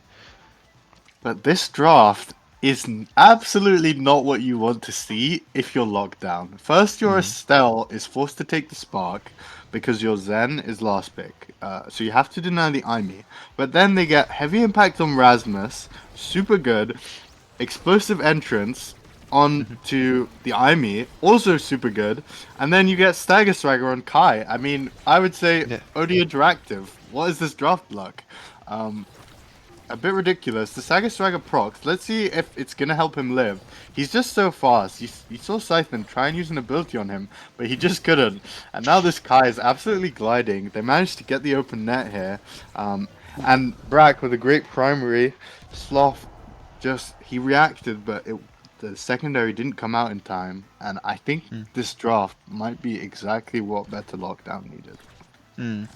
Definitely, I feel like fixes some problems that they've been having this game, Stagger Swagger specifically. But a lot of the stuff given from explosive entrance and impact, it's just gonna make it a lot easier to go on the offensive, right? Yeah, for sure. But now it's Scythe and Geo, both with flips up. Din taken low, but he can just run away with that 30% extra speed. Every time he's taken low, it feels like he just gains more core control, right? And he's healing, needs to play a bit safe here. Doesn't die to the blink, and he's just healing up again. Although, on the other side, they still have both barriers here, and they have 2 flips. Geo just used his, but Sloth still has his on the defense. So, even with the flip on Brack, it's going to be hard to break through. Yeah. Although, might be, maybe. No second barrier on Better Lockdown. Din again quite low. Stagger Swagger, making a comeback. Giovanni has to dodge a swipe from Brack. Lockdown are holding it real tight at the moment. Turret comes out. Oh, a chicks it. First barrier on them. Oh wow, that's heavy impact right there. And another time the Awakening's coming clutch, it feels like, this whole point, Din's been low, but he hasn't died. He's just fast enough to run back and get orbs, which he wasn't able to do. And now they have the open net, and they also have the flip on Din. He does use it for the defense. Might prove to be a wise choice here, because you really need to maintain the barrier, and a great barrage from him, maybe a bit of assistance from the aerials range, and they managed to score here. 2-0 up after this monstrous draft. There's a lovely barrage with the IME turret, just make it so hard to defend there. Oh, yeah, for sure. Almost a kill on Scythen. Jodes does well to defend the barriers here, gets the strike reset, I believe, from his primary. And once again, Din low, but what does he do? He just runs back to get orbs. Flip breaks the first barrier from Yodes, and now they look to find the second one. I think Scythen might have lived because of the knockback reset from Din's barrage there, so might be happy, and he does regen all the way up because of the Van Brace, and now they've broken both barriers on the enemy side. One of their own remains, and a flip on Sloth, and the Azure barrier from Castellast remains long enough to save the barrier there, so maybe the draft isn't so bad from them. They do keep both these their last barrier up, and a flip on Geo still uses it now, but a strike wall from either Brack or Din able to save them. Now get the ball past Geo, trying to find it, can't quite find the second barrier. They need to find it soon so that they can capitalize with this flip before they get punished by the forward duo of Lockdown. Speaking of that forward duo, both of them getting pretty high on energy. Both of them have core flip now, although I'm sure they're hoping they would have to use it to survive another beatdown. A lot of pressure, but it's coming back towards Better Lockdown from that dash. Core flip comes out from Din, doesn't quite manage to get it. Brack gets second barrier, turret comes out, loses core flip from the KO. It's coming back to Better Lockdown. It's Cypher better just to get it past Yodsman. Yeah. If you're watching on the stream, the Awakenings are wrong. The Rasmus and Asher have swapped Awakenings. The Zen and Kai have swapped Awakenings, and the Estelle and Aimee have wrong Awakenings. So those are just swapped between those characters. So far, Geo already killed, didn't take it a bit low, but has that healing from the orb, has the Stagger Swagger right now. They really want to find something in this power play, but the defense of Azure just so strong and strong enough that it breaks down Din through his Stagger Swagger, and Lockdown come back alive, it seems, in the set. Yeah, finally getting that pick off on Din that's been hunting for the last few rounds at the moment. Johnny getting quite low, gets the knocked into the orb and then KO'd by Brack. Yeah, and Sloth, both cooldowns gone now. Nothing to defend with here. They really need to get this on offense fast before Geo's back. They need to break the barrier right now before Sloth gets all his cooldowns back. They don't manage to find it. Brack unfortunately wastes his flip on Gio's evade, and that could be a turning point right now. Scythen trying to heal up, he's a bit low. If they manage to kill him before he gets the man brace healing, could be a 1 point for them, but they don't need to kill him. Brack with a great blink, assisted by the range from the explosive entrance, just manages to score through this Asher. Yeah, and Yodsman with the MVP here. I think he might just be happy to pick up Big Fish or Demo with this might would give him so much power. But you know, he also has Spec, which a lot of hook range. He does just opt for the Demo. Deadeye on Estelle. Definitely don't want to give that to Amy who's killing you on repeat. And Amy probably doesn't want to give that to the prime time to the Asher who picks Yeah. up the Big Fish. Bit of speed for the last two characters, you know. Twin, I think not too crazy. You're probably using your secondary around when it's off cooldown might prove to be useful, but and that glass cannon probably not much for the Zen either, who's getting hit a lot, especially by the Rasmus who will just primary him. But first barrier down for both teams. And I feel like that. Oh, sorry. no, go on, go on. Yeah, no, I feel like the glass cannon. It probably won't be useful during the pushes, but in these like midfield fights where we're seeing a lot of chip down come out, hunting Din with abilities, I feel like it'll, the damage might stack up a little bit more. Yeah, and I agree. I think when they're both barriers down and they're in an OT situation where Scything can stack it up more, it's probably more useful. As Din is so ridiculously fast right now. It's a nightmare to hit for any character, really. And Brack managed to break the barrier there. Goes for a shot, but the goal gate not fully broken down yet. Scythen with flip up, super scary. Gio also with flip, but he wastes it. Great primary from Brack. Oh, cutting down the middle, but a Din is killed. A cheese KO from Scythen who procs the Adren Rush, and Brack almost dies too. And the aerials range on the hook kind of griefs Yo's there. And Gio just gets a free shot to that bottom corner. That was a brutal close it to that round. Yeah, absolutely. And that's what happens when, Din being the target of so much damage. If he does die, it's so bad for them. They get the Adren proc probably, and they just get to run over the barriers pretty much. So he definitely needs to play his life well. Unfortunately, not finding the kill, Brack, and the barrier falls. They really need to break this other one. Luckily for them, Sloth doesn't have an evade, and he just used his ultimate. So now would probably be the time to try and find it. Although he still has that ever-strong primary. And there's just 3 of them on defense. 3 midfielders, 3 players who are really strong at taking strike wars. And yeah, it's just so hard to break them down. Yeah, definitely. Better Lockdown definitely having a hard time doing that. Brack tries to gets the second barrier after using Core Flip, but we do see Din get KO'd. There is a Core Flip ready on Siphon. It comes out, Hook sent out to try and intercept it, but Flip never makes it to the core. Special drop by Sloth blocking the midfield. Din has come back, has some energy. Giovanni and Sloth, highest energy on the field at the moment. Amy Turret comes in to try pressure it, but the primary and strike war on Din against Sloth is just a bit too much. It's kind of in the ball court of better Lockdown at the moment, having to hold the defensive against Lockdown. But Giovanni does get KO'd. Yeah, great combination from them there. With the dash punch and the Giga. But Sloth has a flip, they want to keep passing it around, but at a certain point you have to ask yourself, guys, how do we score? We just used Amy Blink. This barrage is not going through the Asher.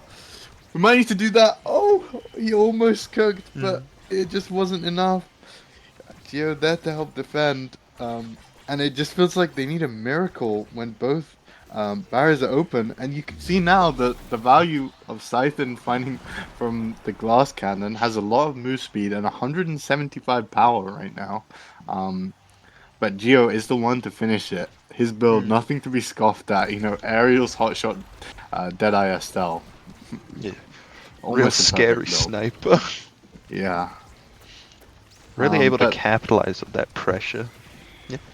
yeah, for sure. And Scythen finding the first barrier with Flip, and Geo finding his way through the second barrier.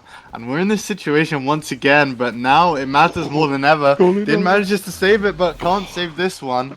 Another 3-1 victory for Lockdown.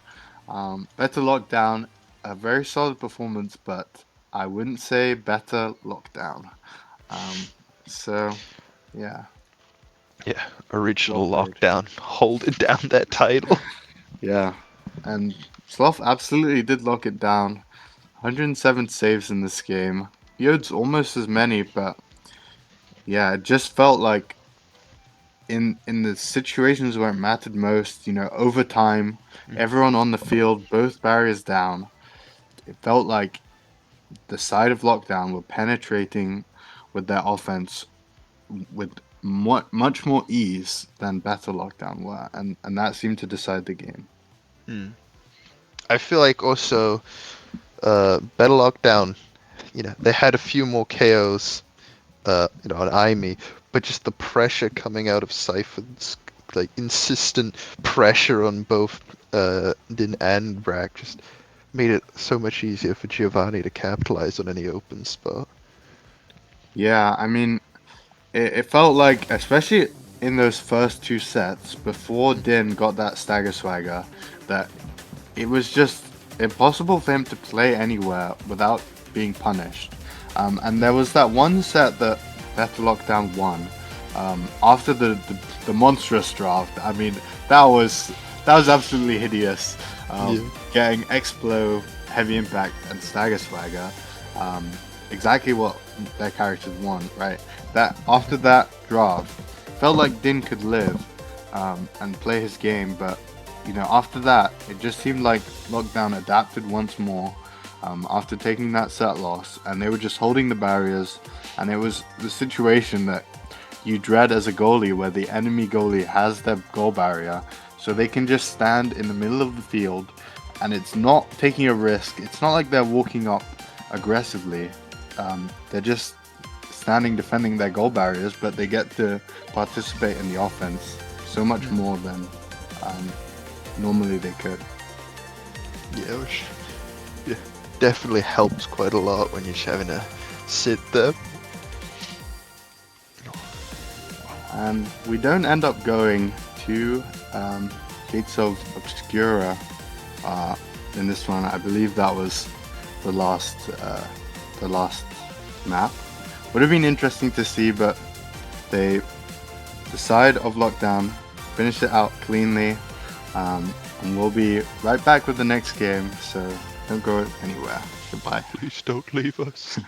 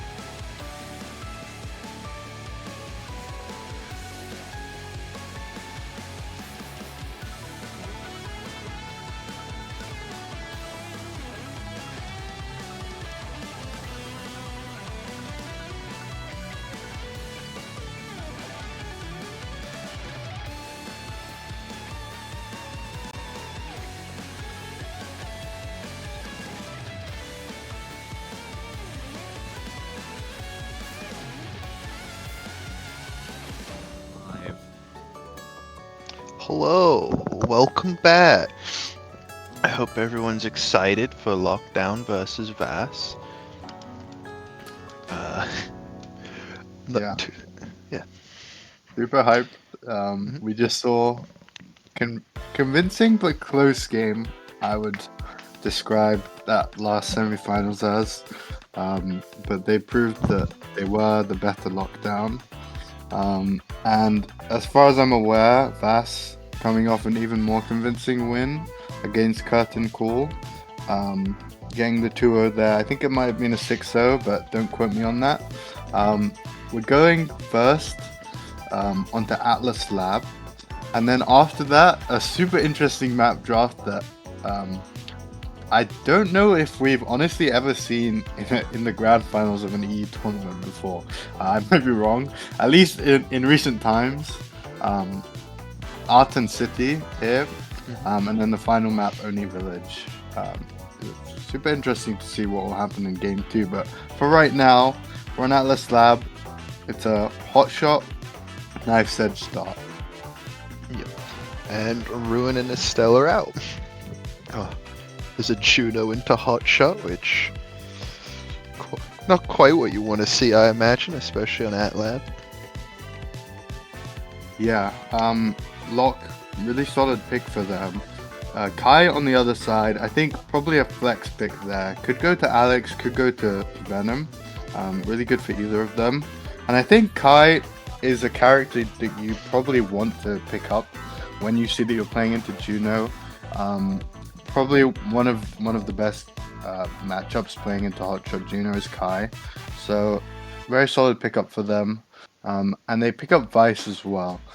Now, honestly, I think it's probably the Alex on Vice goalie. But the thing is, it's a bit scary to play as Vice goalie into Juno. So I think there's possibility for it to go onto either of them. Even though we know Alex can be so potent on the Vice, he also has a really, really strong Kai. And I'm wondering, we can all probably assume what Juno's going, but do you reckon it'll be a Hot Shot on Kai and Vice, or Knife's Edge angle?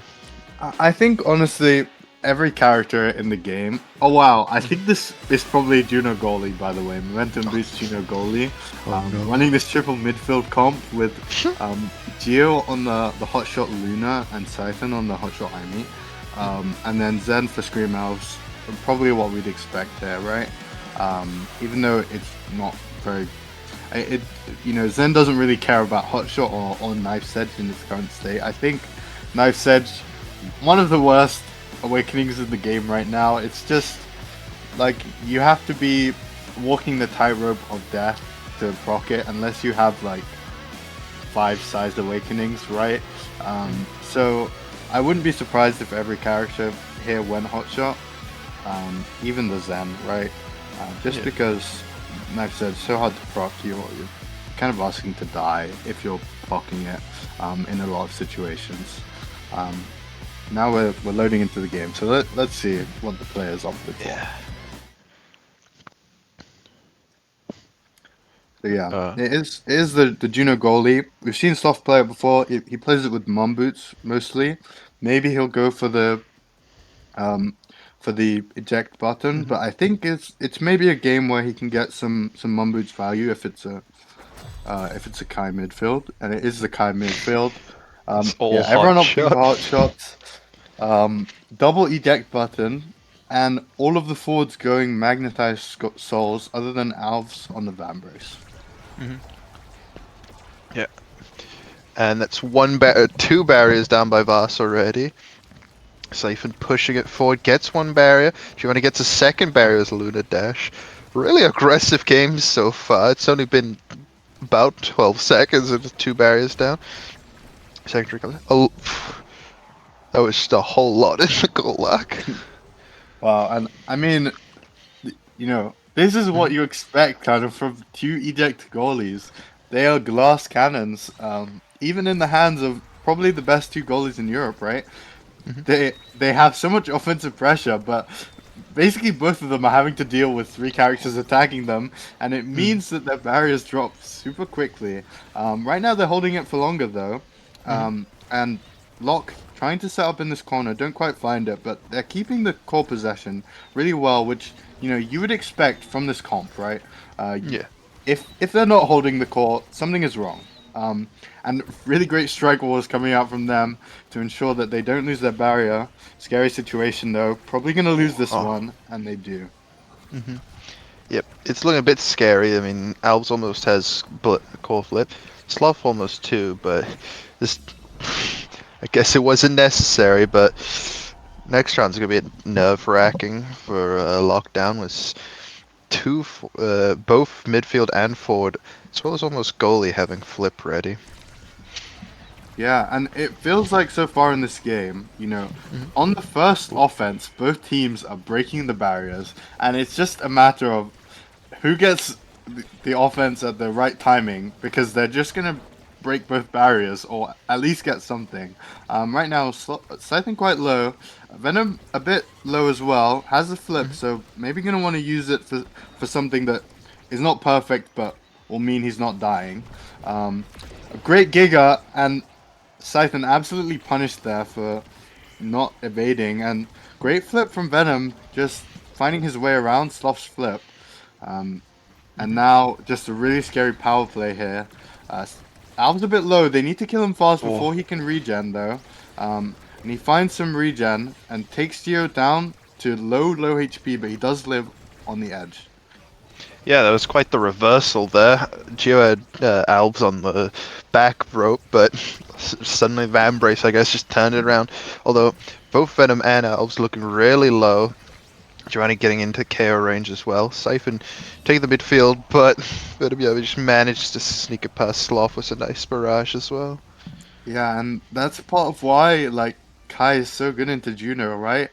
You can't beat Barrage with just your strike there because you have to body block it and you're in an invaded state. So the Kai just pretty much always winning interactions against Juno. Really scary. I think there's also something to be said about the combination of Kai and Zen. As a forward pair, they have this really annoying synergy where Kai can just barrage through any of Zen's abilities, and you get hit stunned, and Barrage is pushing it through, and it's really annoying to defend. But right now, we get the first dash range, which eject goalies love, onto this Juno, the aerials. So could be critical. But we have Alex with quick strike, already hard enough to break through when he has just his regular strikes, right? So Yeah. gonna be really scary. Venom picking up the missile prop, lots more damage, I would say, and also really scary to deal with as a goalie. But it's the damage Scythen finds onto him that manages to get the KO and the second barrier, trying to find the goal. And what a combination there of Scythen with his glitch pop and Geo with his rocket, managing to find his way into the net. Oh, it's some pretty beautiful gameplay. Oh, the jump from Sloth gets first barrier on Vast. Equalized on barriers. Alves gets the second barrier off a lockdown. There's a push coming out, but Giovanni gets pushed back a little bit. Having a falter. Turret comes out. Juno blobs come out. It's not quite enough, seemingly, to get the second barrier off of Alex. A lot of pressure getting put on Giovanni. He dashes to get away. Drop special. With the ricochet back and the Alex pass. Get it past Sloth. Yeah, the core moves real fast. It's really tough for eject goalies who want to position, aggressively to find a punishing jump, but just, can be caught out with the core speed, right? Yeah. And now first barrier falls on the side of Lock, but looking to find the first one back. The core speed. Oh wow, what a play from Scythen. I had to interrupt my own sentence. Great use of the glitch pop there to find his way perfectly around Alex. Hard to do, but might lose his life for it. Yeah. Oh. Manages to get the orb there. Great movement. Just goes for damage on Venom. He doesn't want to take the obvious pathing and be punished by Alz's flip. His flip does come out, but doesn't find the kill. Oh. And the aerial's dash range from Sloth kind of doing to Alex what Alex does to every other goalie, punishing his outclear there. and It was a now beautiful it's chill. looking a lot stronger for Lock. Although both goalies do almost have core flips. That said, Voss lose both barriers to lockdown. Turret and Crater Maker come down, and it's enough to win the set, the round for lockdown.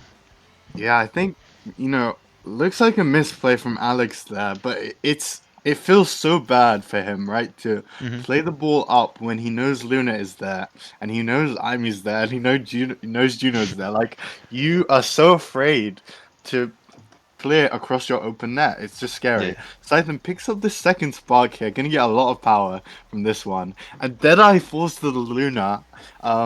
Surge on Zen, but so far this draft so strong for the side of Lock. Um, Hmm.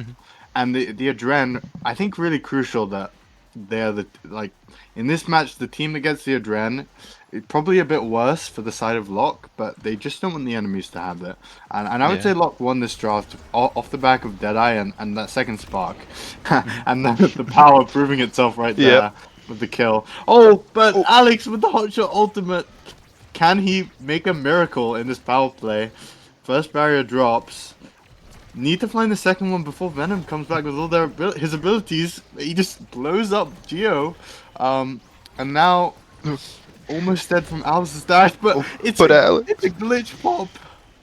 Wow. Find the that was, kill. that was a brutal KO. Giovanni is hanging on for dear life. Bit of a curse there. Giovanni gets KO'd by Alves. Alex is back. There's a lot of pressure. Alves manages to dash through Sloth's jump to get the goal. That's Wow. almost What unfortuitous. what chaotic point. Like, people dying all over the place. You just don't know what's gonna happen. This is why, if in my opinion, a match like this rather than like Atlas versus Asher is just so fun. So much Mhm. chaos, so much damage. Siphon almost saved that goal, but didn't grief his team, so well played from him. And now scary offense with Sloth here. They need to be careful of this flip on Alves. Could look for a cheese kill. Geo's low, could just get regularly killed. But good movement with the mag souls to evade away from Alves. Just dancing around both of his abilities there. And the flip comes out. Geo, Oh, great dash. I mean, Geo played that point so well. Played around this mag soul speed, which Alves doesn't have. He has the Van Brace. Dodged both the dash and the primary, and then just flies in for the punish with his dash. Really well played. that's beautiful.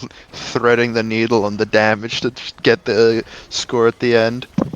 There's a nice crater maker into first barrier. Voss equalizes, getting the other barrier for lockdown. Flip comes out from Sloth to save it. Battle for the midfield. Venom almost is called. Oh.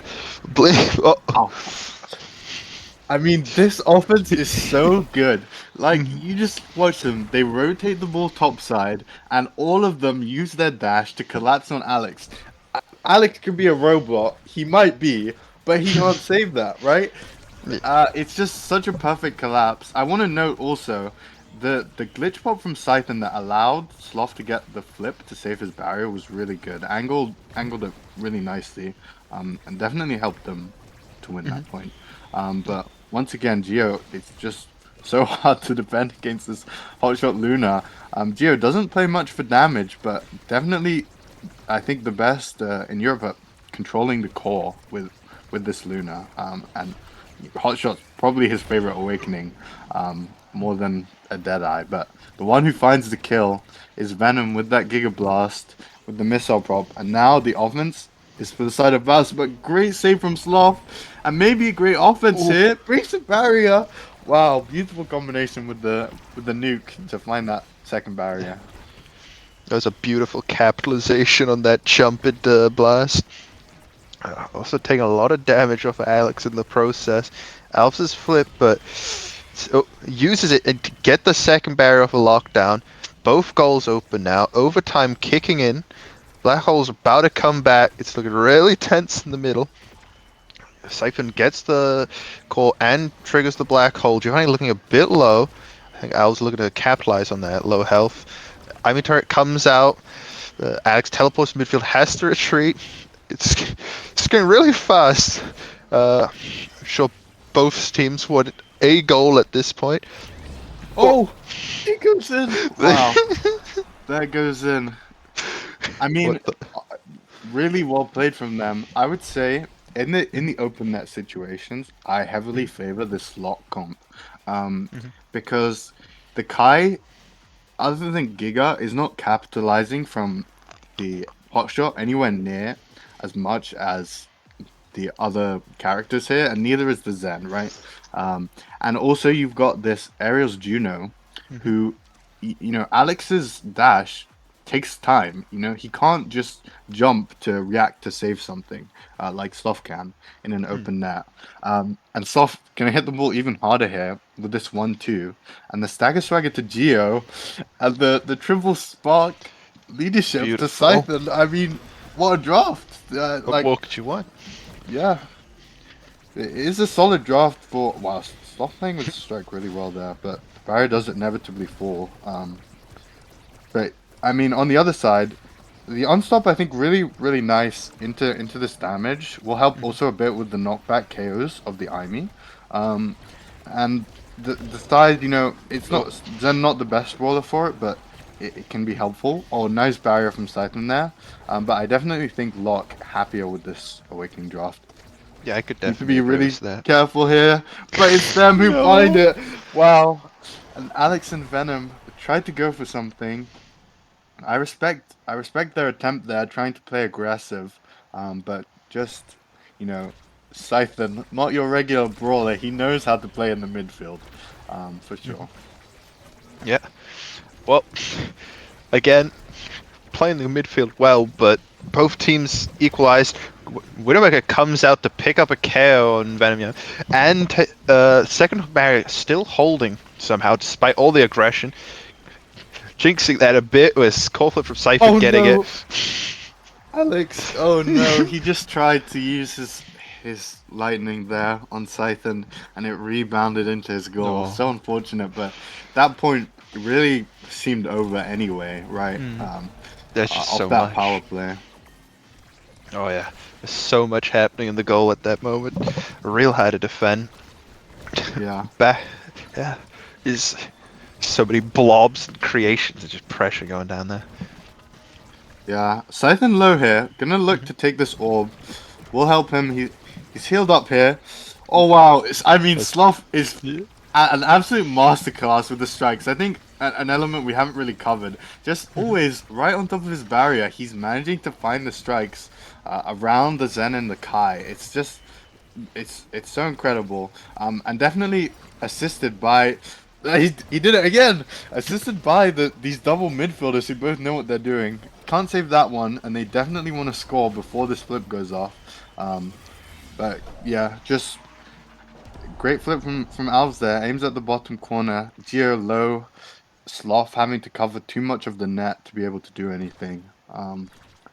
But still, it's game point for the side of Locke.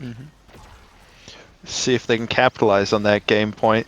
They're a bit behind at the start of the match. They're down one barrel, though. That said, they equalized it with the Amy turret coming out. Alex has core flip. Sloth will too soon.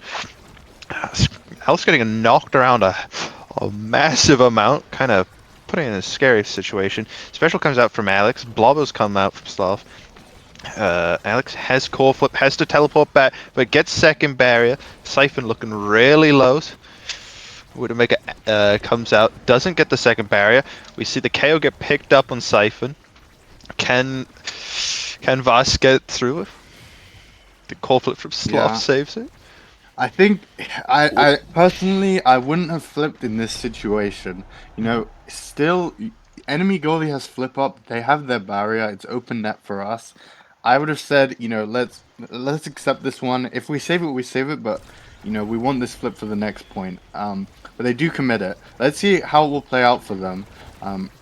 Really don't want Alex to find a massive flip here, pretty much. And the barrier does fall. Checkmate from Alves there, and the flip from Alex. He's just. It feels like, the whole game. He just has this pressure where he can just come TP on you and flip. I do think a bit of a misplay from Sloth there to commit the flip on that last point would have been helpful for them in this one. But this draft, still really solid for them. They still managed to pick up the extra special. Kai waiting here. Maybe, yeah, looking at peak there. Heavy impact deny, I think, is wise there. Not great on Juno, but it means that this back these back two enemies have to take might, which a little bit of power with the demo, and also that first spark, which means the IME still gets explosive entrance, right? Which is incredible for her. Yeah, I mean, definitely a mandatory deny, but you're not exactly happy about having a single speed spark, I guess. Yeah. Alex does, he definitely is one to say, like, I appreciate having some speed in my goal arc, but I think, it's very fortunate. I wouldn't say lucky, because they've played well to allow this draft to happen, but it means that, Alex is never getting a dash range. And Alex with a dash range, I think, is just a bit of a different beast than Alex without one. Because he has to play, on a more aggressive line to be able to put his TP down, like, on you in your goal arc or on your barrier. And you don't want to play so aggressively when the core can move so fast from these characters, right? Because you could just get punished by these really good players. So, yeah, I think that aspect of the draft is really doing wonders for a side of Lock in this game. Gio getting absolutely punted, but he has the Stagger Swagger. Scythen tries something with this flip, doesn't get it. Gio healing up. Wow, almost dead from the Giga and the passive. Alex TP's up just to hit him with the primary as well, but it's actually Alves the one who's staggered. But once again, they need to find a kill on him because he has Van Brace, but great save on the flip from Venom, and they managed to capitalize by killing him, and they just all collapse on the barriers. Sloth gets the goal on that one, and yeah, incredible defense, and just so quick to convert every single time. It feels like the next frame after they're defending, they're right in Alex's net. It feels horrible to have to play as, but they break both the barriers this time, and it's not the same story for sure. Yeah, what a turnaround in the offensive there. Yeah, absolutely. And this one, completely critical. No flips here. Everyone kind of equal-ish on energy, but Venom not equal on energy anymore. He's dead. No ult for Alex anymore. They really need to find this one. Scythen almost with the glitch spot, but Alex playing a strike so well, but Sloth comes in. Not much Alex can do about that one. And they need to find something quick, otherwise Locke is taking us to game 3 with a win on their hands. Yeah, well, we'll have to see. Maybe we get the last set turnaround, but Alex forced a core flip to survive. Siphon looking really low. A lot of pressure, and Giovanni with the core flip manages to win out the set. Wow. That's super well played there. Off the back of that KO early on from Scythen, I believe. And they just absolutely punished him. Alex was low. Gio had the flip, and it felt like Locke was in such a strong game state at the end of that. Sloth still had his flip, still had his barrier. We see Scythen here with the MVP, getting 7 kills to his name, most damage in the game. Him and Gio, one redirect apart. Gio having most of the goals there, but a really strong team effort from this kind of triple midfielder comp that just looked so annoying to defend on this hotshot start. Oh. Yeah, I mean, like, you have 5 blobbers on you, you got a turret beaming you down, and then you have to worry about the Widowmaker, Cradlemaker just slamming you into the ground on pretty short cooldown, I reckon. Putting so much pressure. And I honestly think that this, of course, both teams played super well, and I feel like this game was somewhat decided by the fact that Sloth picked up the aerials, and Alex opted for this first pick for quick strikes. And I think, in hindsight, that might have been just a draft error, because he probably thinks, I'm Vice, I want explosive entrance or surge. So I'm just going to take quick strikes, it's going to help me defend here. I'm Alex, I can defend with my strikes. But it turned out that Sloth was finding a lot of punishes with the dash range. Alex didn't manage to get a dash training, which meant that he was in kind of a Kobayashi Maru no-win situation where either he walks up to aggressively use his teleport, but, you know, probably loses something to the hotshot core speed, or he doesn't walk up and they just have less offensive pressure. So I definitely think the dash training was just a major turning point in the game. Yeah, I definitely agree with that. I mean, not being able to leave the goal arc as easily is definitely a albatross around Alex's neck. Yeah, and now we're moving on to Aten City, and I'm not surprised that Sloth is the one to pick this map. I'm sure Alex is an Aten City hater. I don't think he wanted to play this map, I would guess, but he does have good picks for it. He has the Kai especially, and Estelle he's been practicing recently, so could pick it. And I think Locke, you know, they must have some ideas going into this. I think it's possible that their idea for this map is we're going to play triple midfield again, because, you know, probably the team in Europe that is best for playing a triple midfield comp, or even just two midfielders on forward, right? Just because of Scythen, pretty much one of the best midfielders in Europe who's playing Brawler. So I wouldn't be surprised to see that. I also think, you know, really strong pick for Geo. He has the Estelle on this map. Just, you know, between her and Kai for the best midfielder on this map, in his hands, I'm sure the Estelle will look like the best. But of course, Venom really strong at Kai, so in his hands, Kai might look like the best midfielder for it. I'm curious to see what Sloth would opt for on this map. Honestly, I haven't seen them play this map. I don't know what they would pick. I think Scythen, you know, he could opt for the midfield. Also, Rasmus, I think a really good brawler on this map, and probably his best character on forward, so could be that. But we do see the draft now. Yeah. Don't want to run back on the Juno again. Yeah, I think that's fair. Definitely, you know, when you're a goalie character who can mostly only defend with strikes, Juno is one of, if not the most annoying midfielder to play into, or character in general. But yeah, Juno ban and Zen ban makes sense. And then first pick Kai from Vass. I think that's wise. Once again, it's a flex pick. It can go to either one of Alex or Venom. And then we have the Estelle Drek. I think the Drek also may be a flex pick, because Scythen could play this Drek, or Sloth could play it right in the net, which makes sense. Rune, I think this definitely means that I don't think Alex is going to play Rune goalie here, and I think Venom's really good at Rune, so, you know, call me a prophet. I think Alex is playing Kai this game, and we got Rasmus for Alves, really strong pick. Yeah, I'd take those. Oh, you love to see an error pick.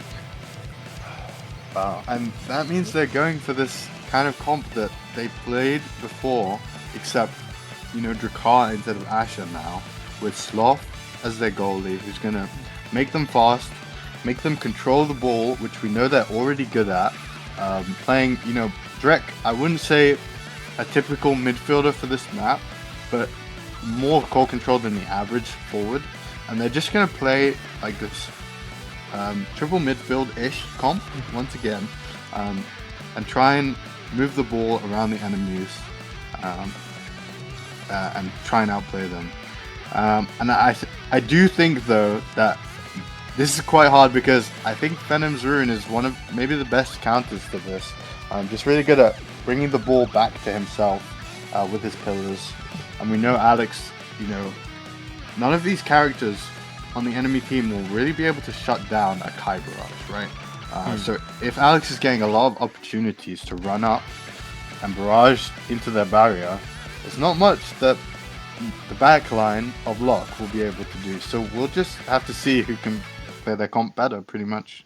I'm just concerned on the defensive. If, you know, it comes down to open barriers, I feel like Era's gonna have a much harder time like holding it back. Yeah, I would agree with that. I do think that probably the Estelle will do better than the Rune at open net scoring, unless he Mhm. can find some really good angles. It's a lot simpler for Estelle to score on the open net, I think, Yeah. um, which kind of evens it out, but we'll have to see how they can play it, you know? Yeah. We can only wait and see. But that pillar picks up the first barrier unlock, I guess. Although, Oh, great invis from Scythen there to take it back. And now we're in the open net situation we were talking about. Great yep. NATO, but a banish, and that's Geo dead. Oh. So we'll have to see how they can hold out. But like I've said, Scythen, he knows how to play midfield, right? Mm-hmm. And he does manage to keep the ball, you know, away from the. Oh. Oh, what a bounce! Wow, I honestly I didn't read that bounce. I thought that Mm. it wasn't going in, but just perfect shot placement there from Venom. Pretty much the only angle that would get it through the backline there. Yeah, I thought for sure that that would be, it wouldn't go in, but I guess here we are. So, first point to Vaz. Yeah, and Alex just uses EB. He hasn't so far managed to find too much with his run-ups. And Scythen, perfect placement on his shotgun there. Alex forced a barrage by the ult from Geo, and the side of Vaz need to find the barrier quickly. Alex forced to use his flip once again by Geo. He's able to run up, but it seems like in this game right now, before Alex is able to pick up some dash training, once again, oh, great kill from Scythen. Before he's able to pick up a dash awakening, it's going to be difficult for him to run up. Oh my god. From Wow, beyond the grave. that feels so bad. Perfect Giga Blast, but yeah, like you said, beyond the grave for Alex from beyond. Yeah. Well, we're equalized now. Although Sloth has a core flip and Alex doesn't. Quite high energy. It's coming back towards the side of us. Getting in the corner. The spooky barrier gets a core flip out of Sloth. Gets a banish on Giovanni. A lot of pressure getting put out by Voss. Trying to keep it on lockdown side. Damage coming out though. Al's really low. Siphon getting a bit low in health. Tempo's kind of pushing back towards the side of us. Maelstrom coming out. Doesn't quite get the barrier, although Alex is low. The barrier does get taken. It's now an open barrier side for both teams. Wow, yeah, bit of a miscommunication there. I think Sloth was correct in that play. He positioned upwards for a pass from Geo, but Geo played it forwards, and Venom predicted that with his pillar, which broke their barrier. And great dash. He has the flip now, but good NATO to delay the play there. Has his flip and uses it well, and now Geo has the flip, but Venom great pillars once more, and it was off two of. I mean, Venom incredible rune play there, just pillaring it back, which meant that this offense that had a flip couldn't start, and then another crazy pass to Alves to secure that goal. So great play from from Venom there. Sorry. Yeah, definitely. Especially the positioning to follow up on that was quite good. Oh, pillar coming out. It's kind of middle of the field now, although Lockdown have two core flips ready. Alves doesn't have enough core flip. Two core flips come out. A lot of energy used up. No barrier taken. Oh, Giovanni gets the first barrier off of us. Sloth saves barrier. Double banish comes out. Pillar comes out. Blocked by Siphon. We see Giovanni get KO'd. Yeah, we're gonna need magic here from Scythe and Sloth. Alves is not gonna be afraid to use the flip in this play, and he uses it. Probably didn't need it there, but it's the last point, right? So you might as well. And yeah, just so much damage coming off the banish on the core from Venom. All of the enemies were grouped up, and then Alex with the Deadeye Giga Blast did so much damage. I don't know if that was what killed Geo, but it certainly hurt him. Definitely. Interesting draft here. I think. Oh, Alex opts for the caster last. It's a strong pick for him, and it does deny the error, but it feels bad because Aerials is so good for Kai, right? Trading Demo and Peak, I think both really, really strong picks for the forwards here. Stagger Swagger for Venom, probably not going to be taken low, but the base speed advantage over the enemy midfielder is super nice, right? Yeah. But yeah, I think both teams not too sad about this draft. We'll have to see, honestly, how much the aerials over Caster Lost affects the rotation speed of these teams. Because Alex drafting Caster Lost indicates, like, I don't want my brawler to be beamed the whole game. But maybe what he needs to be more afraid of is that, the enemies are going to move to where they want to move way faster once they're hit Yeah. by this speed, right? But Alex, just a masterclass of strikes so far. Al's going to need to score this, and score that he does. Unable Locke to capitalize on the power play from great plays from both Alex and Alves there. Yeah, that's some beautiful stuff. Starting off strong from lockdown, trying to get it forward, but double banish comes out, gets the barrier off a lockdown. As a matter of whether Siphon can get the barrier. No, can't get it past Alex yet. Johnny beams, gets it with a special. Both sides are open now. Energy balance is weighted slightly towards the lockdown more. That said, both sides have a core flip on both goalie and mid. It's a lot of pressure. Sloth uses core flip to get it away from Alice, but the barrier for the rude pillar. Yeah, he's Sloth just a misplay with his strike there. I think he was afraid that the Rasmus primary would hit the ball, but he ends up using his strike, and so doesn't have it for after the hit stun. Great primary from Geo there. They're gonna need to find this quick, otherwise this set seems kind of doomed, and they do find it. Still though, 2 flips on the enemy team, and Venom not too far away from one. Gonna need great play from Scytham with his flip. Maybe needs to find a kill on Alves, just to reset the economy. But wow, Venom, banishing and pillaring to find the barrier.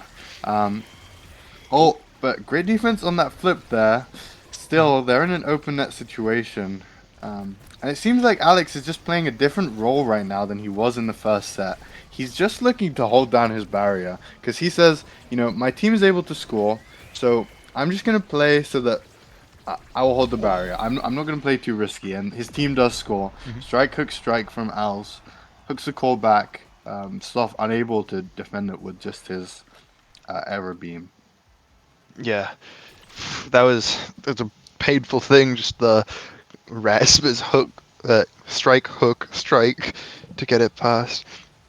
And it was close. That was, great defense against the core flip, using the core flip to defend, but just the extra pressure coming out.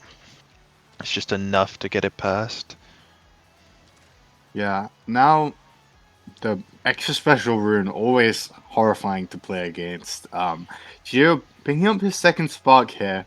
I think gonna need some more time for that to prove some impact. And maybe they needed to be more wary of this Orb Dancer pick, right? We are still on Athens City. Despite its nerfs, we'll have to see what Alves can do with it, but so far, it's all Lock in this game. Just dicing the barriers, dicing the goal too. Really well played from them. And maybe the movement speed was all Geo needed, right? Just has really high base speed now. Going to benefit even more from the error speed.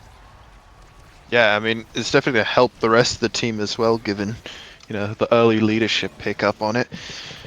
Yeah, maybe the momentum's coming back, although extra special is quite scary. Venom just 1v2ing Geo and Sloth to break the barrier. So impressive. And a great Giga Blast from Alex. He lures Siphon to the edge of the map and just punishes him for being there. So annoying to play against as a forward. The Deadeye Giga Blast. Probably assisted a bit by the impact damage from Explosive Entrance as well.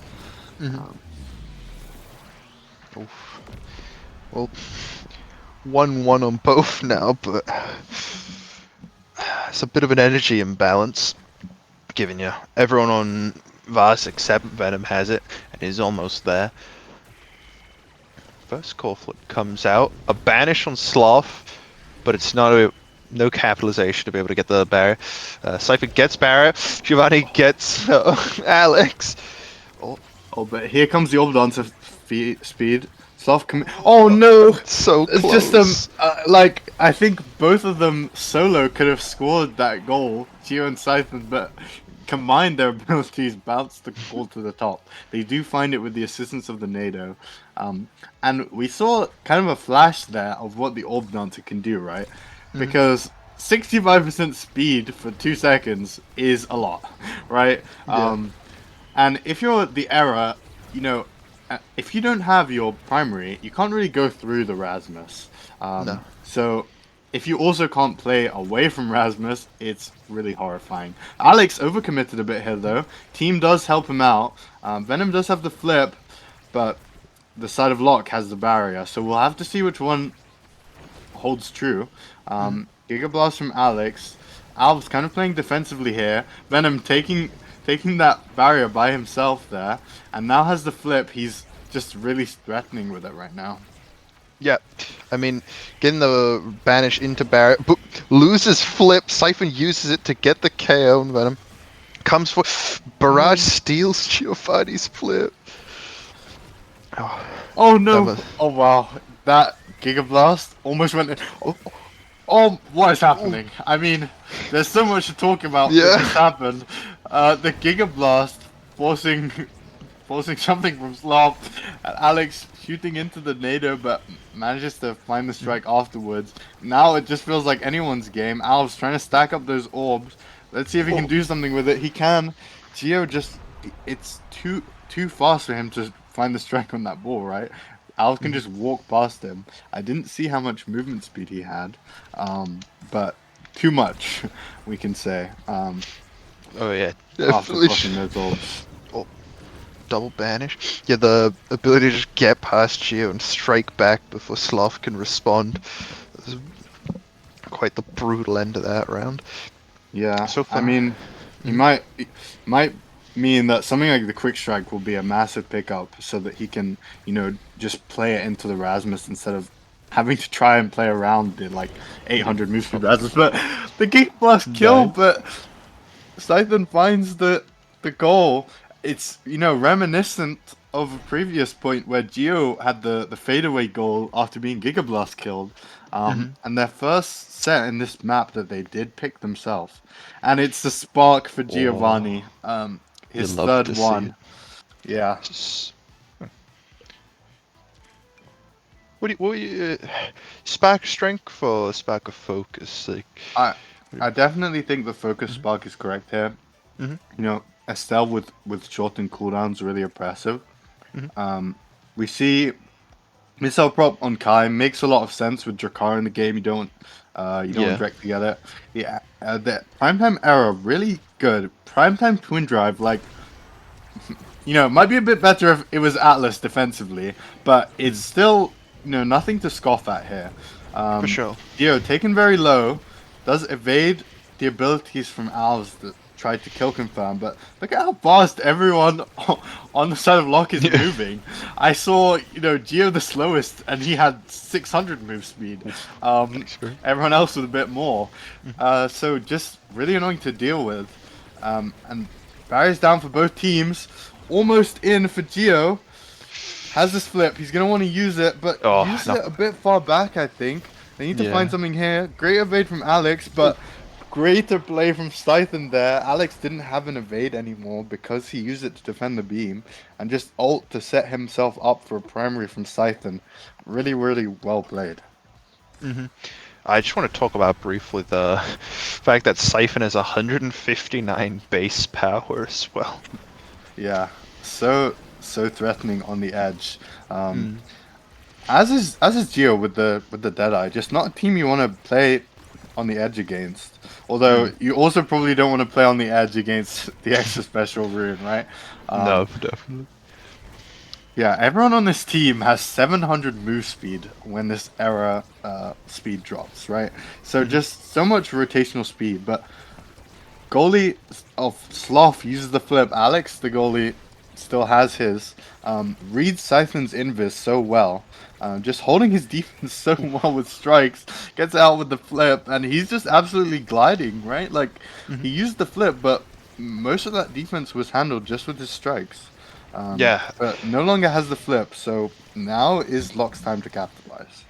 definitely, especially with the energy they're building up. Giovanni has to kind of retreat 'cause of that pressure pushing him back with damage.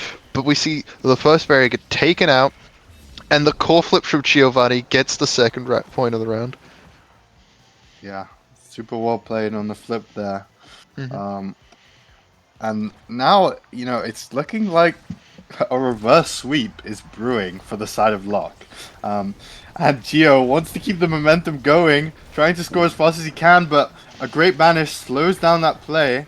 But now it's anyone's game, right? Double open net.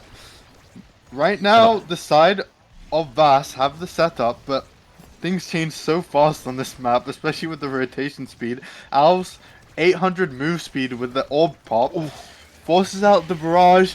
Flip from Al's, but a counter flip from Beautiful. Scythen. So well played. Oh, that's clean gameplay there. Oh. Yeah. Ooh. They absolutely bossed up, especially Gio. And he honestly has the pick of the litter here, right? Has the hot shot, which I wouldn't be surprised if he just opts for. Yeah, it makes sense. I think it is scary that Alex maybe is taking quick strikes here, maybe glass cannon. He does go for the quick strikes. And this is the thing, like, he's been defending with just his regular strikes so well, right? What will he be able to do with quick strikes? Yeah. This feels really scary to defend. Everyone else, except maybe the Rune a little bit, also very happy with this draft. Of course, size on Rasmus, double size, really good. The glass cannon on Error. On any Momboots goalie, glass cannon is, it's exactly what you want. Yeah. Scythen using that heavy impact maybe that he just got for a great kill. And gonna look to find this goal here. And Gets it. forces it in. It's beautiful. Yeah, I mean, they just feel like a whole different team from like especially the second set that Locke lost. Felt so oppressive that they couldn't score, and Venom was kind of doing so much work on offense against them, but all of a sudden, they know what they're doing now. Yep.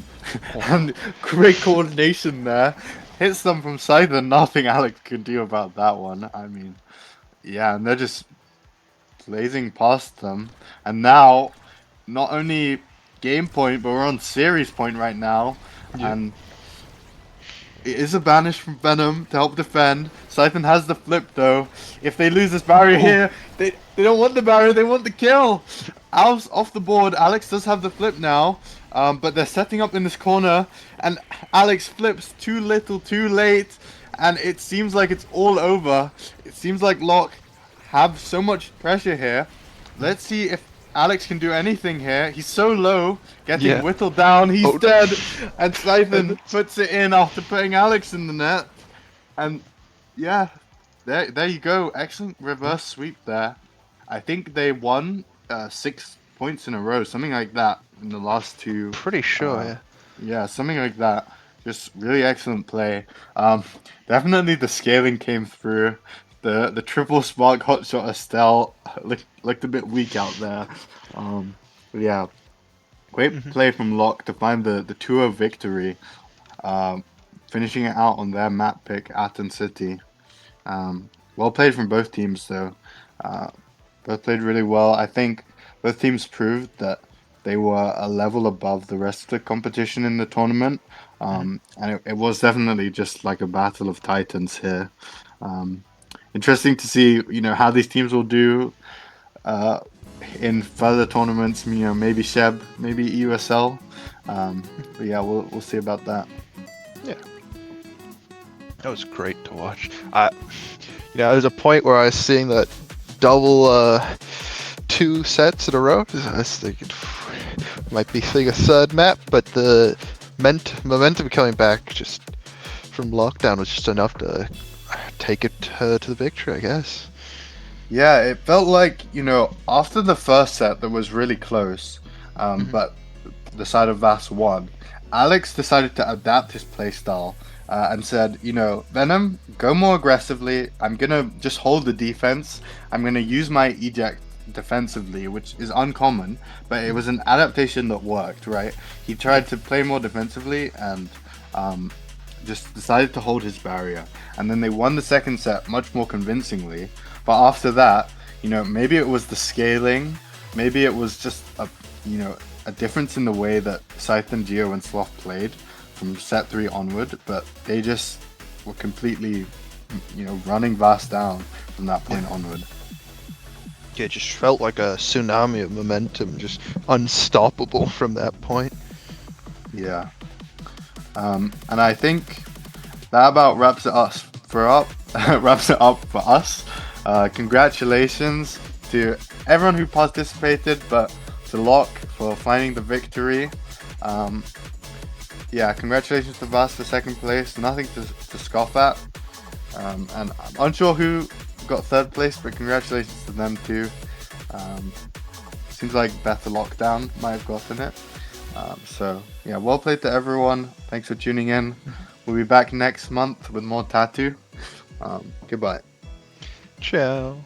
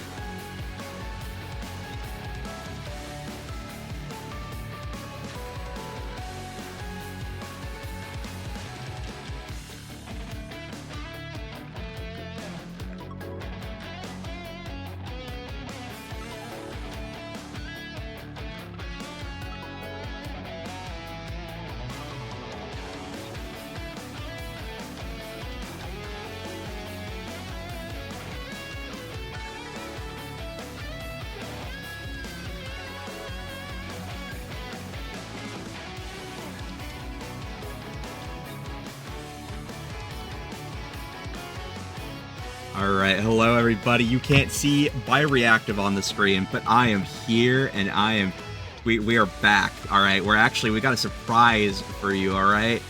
Third place, 3 casters. That is what it's all about. This is going to be Taiko Turmoil's third place tiebreaker curtain call versus Better Lockdown. Better Lockdown has already gotten, both of them are 1-1 now, I believe, right? I think that's the truth, right, guys? Yes. Pretty sure. Alright, And it's fix this Din up. on goalie, by the way. Yes.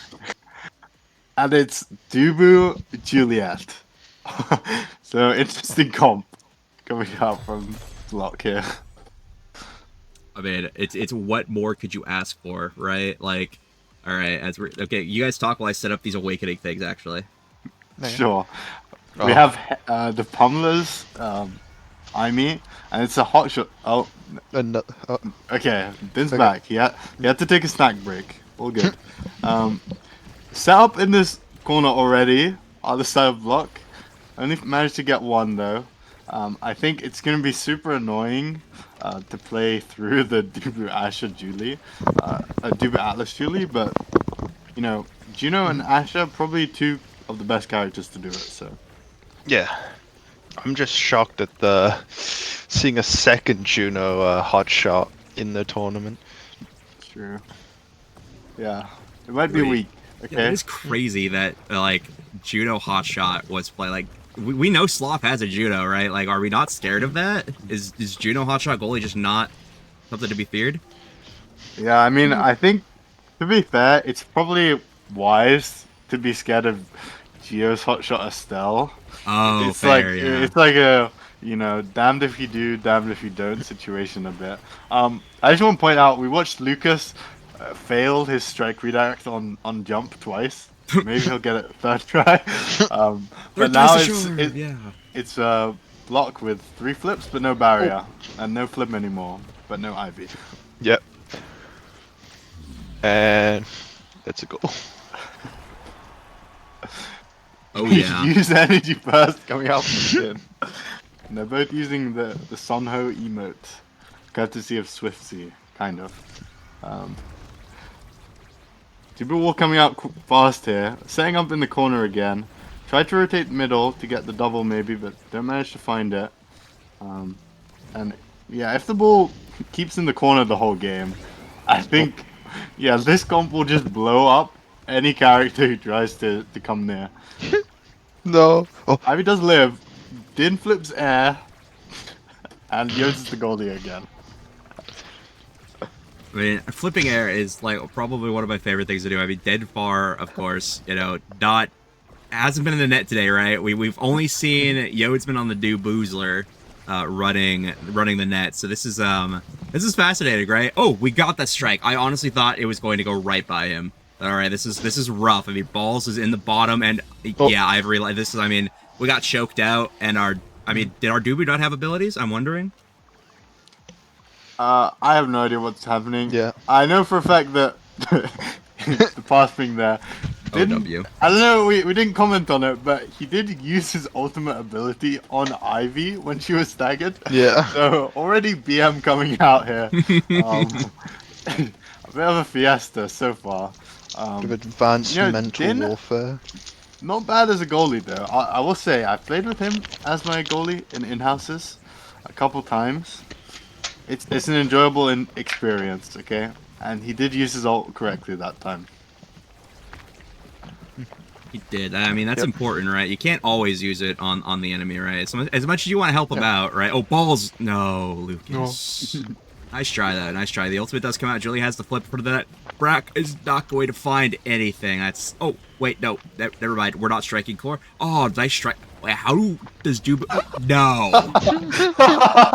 Oh, hell no. Oh, my goodness. Yeah, I know. Listen, I'm not saying there's a reason these guys weren't in grands, but there's a difference in the gameplay right now than what we did just see. Ivy looks for the kill. I don't know, that was a bit of an overcook, I think. Brack maybe gonna look for kill with his flip. Just looks for the barriers so far, though. Successful with one, doesn't get the second one. Nero flips it out. think Ivy gonna have to play safe here. No evade versus a Juliet with flip. A bit scary. And he is lurking, but doesn't want to get involved just yet. Goes for balls, but balls lives. Duh. And so does Lumberbrack. Oh. I mean, that was kind of an inventive angle, right? Like, we got the flip out and we kept pressure for a little bit. I really liked that. That was pretty cool. But now, of course, we got the barrier open. Let's go. We're all looking dead on the side of Curtain Call. So this could be really big for better lockout. Yeah, Ivy still staggered. Evades and probably no longer staggered. Din takes the orb though, so she's not out of danger right now. But great angle from Bragg there. Bouncing it off as many bumpers as he could. And the Asher dash just barely doesn't reach it. And we're getting 0.5 in this first set, guys. This is what it's all about, right? Yeah. Like, yeah. It's a bit of a mosh pit so far. it appears we've abandoned our ideas. Oh wait, never mind. Never mind. We're still just walking together. We're holding hands. We're holding hands. It's fine. It's a love story. It is. Love blossoms on the battlefield. I know. It's just Okay, a too bit of much. miscommunication there from Yost and Din. Pass Go ping. W pass. W pass. Let's go. Let's go. Oh, you could tell the team is falling apart right now in their VCs. Yeah. Listen, I do have a backdoor into the communication system of Yodsman, so if he says anything, we'll be able to know. We'll know it. Typing is Love his method. Oh, hell Deep yes. input. Yeah, Saga Dubi and Mon, you do know both of them really strong. Twin Drive, maybe primarily a deny from the Atlas. Don't want Twin Hotshot, but still Twin Primetime, really scary. And Size, of course, solid for Julie, and you really don't want the Pauldron's Asher to get the big fish, right? So I'd say really good draft for block here, but also, you know, the side of Chat and Call not too disappointed. I mean, Yeah. this is, oh, we got the KO. My We did God. it. We found it. We've been looking at it for the entire game so far. We finally got one, but we're okay. One barrier. Oh, that's unfortunate. You hate to see that. All right, it looks like they're gonna kill this power play. Oh! Wow. Okay, nice defense. W Mirror defense. holds. W. Oh yeah. Oh, crazy strikes and balls, but it works out, I guess. I'm terrified of what's happening in their corner now. I think they might lose both barriers here. Roll on them. Ivy turret, Asher ult. Oh, great glitch bot from Ivy there to hit stun Din out of being able to strike that. Yeah. Nice. There's quite a lot of energy up here, isn't there? Two It's calls Yeah. stacking already. up. Yeah. See if, you know, both of these. Sometimes these you just killing gotta show 'em. forwards. Yeah. Oh, onto the KO with That was it. a beautiful So does priming. Rat, kind of, but he finds the barrier. And let's see about this open net scoring of Juliet and Dubu. Oh. Rat kind of 1v9 right now, but can't find it. Oh, just eat the slime. Great back pass there. Oh. Oh, Ivy absolutely cooked Din right there. Jesus Christ. I mean, I'm speechless. wow. That was That's He got beautiful. Well yeah. played. W. I realized. Let's go. Yeah, and the dog emote coming out from Din, presumably at himself. Love to see it. Okay, balls, nice. Getting that corner off, it's going. I like it. Oh, Oh, wait, no. what the hell? Oh, Ivy just lived because of the ult. No way. Din wants to kill her with flip right Oh, now. so He's walking badly. up for it. Desperate for it. Oh, It's a- no. We're not prepared. oh, roll on. She's getting chunked, but maybe Yeah, move too instead of busy emoting next emoting. time. That is going to be the one and only replay I take of this game, by the way. That's the one. Let's go. The only one you need, Legendary Rue. That's Stuff what by I'm saying. Yodes. Now both it's kind of like an only village game. Both goalies have their bottom barrier. Din has the flip forward though. I guess they're setting up in the corner. Maybe it will work. Oh, good strikes from Din. Oh, Brett just looks to be stuck. Oh, Nice. oh, it is overtime hot shot. Oh, no way. Yeah. He blocked the Immaculate. Good job. Beautiful. Now Bull's emoting his goalie. Poor Darrow. Don't worry, buddy. Oh! Nice. Oh, he landed the jump strike. Nice. Oh. Terrified that might be double barrier, but it wasn't. Oh. We gotta see at least one of them this game, though. We do. Whoa. That just bounced off the drum. It was very weird, yeah. And I wasn't able to read it properly. Oh, we lost barrier. Okay, it's fine. We still have Juliet flip. Yeah. Ooh, okay. Oh, I mean, Red isn't like that guy the Neo? That's what I was. That Holy guy- moly. Yeah. I mean, Ivy still scores a bit. Yeah. Back in the Matrix right now. All good. I mean, yeah, we got to witness a masterclass of movement from Brack. All good. Yeah. Wow. Didn't losing his barrier to his worst enemy himself. Let's see if they can stop it through the Asher. They do get the first one. Oh, He Good positions bouncer. well on the bouncer. That was flip.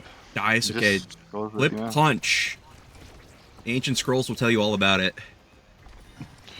Forbidden technology lost Kill that guy, years Yodes. ago. Kill that guy, Yodes. Fuck it. You know you Get want to. You know, yeah. What the Oh, fuck? saved you, bro. What? the- oh, nice It's all flip. a Bouncing. ploy Oh, to bait oh. Amy in. Kill that guy. True. She's 1 HP. Oh, Din tried. Oh, nice. Sit on strike. her. Someone. Oh, flip. Oh, we no. flipped Oh, no. to lose our barrier. Once again, his worst enemy. Oh yeah. Now, I mean, Oh no.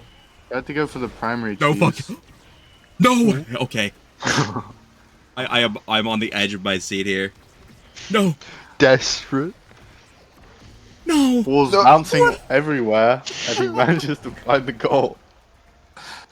That was insane. Yo. And it's 2-0 right now for the side of Curtain Call. This could be it. Wow. Yeah. Is this how it ends? This is for all of the damn marbles. You better lock in. Better lock out. Oh, I mean, Hotshot 1-2 Monu Juno. Isn't that a little overkill? You know, you can never have enough, really. I guess so. I guess so. Yeah, I mean, the Pummeler's Surge could do something here.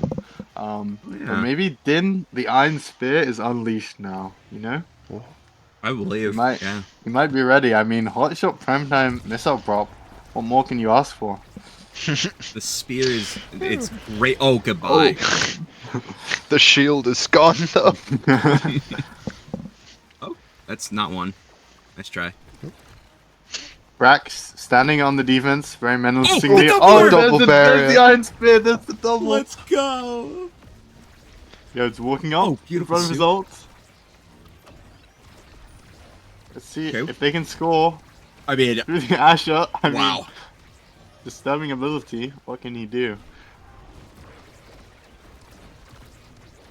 Okay, What- nice oh, okay. offense here. Oh. Balls and Ivy. Goes back Oh, though. you're dead. Oh, Oh. what a res! Din is locked in now. Oh. Oh, with the angle. We're Yeah. learning. Almost Just caught that slipping too. it past. That was good reaction. Maybe he's not so old. I mean, he's playing Asher, which is like, if I had to like play a game with my nan, I'd put her on Asher in the net.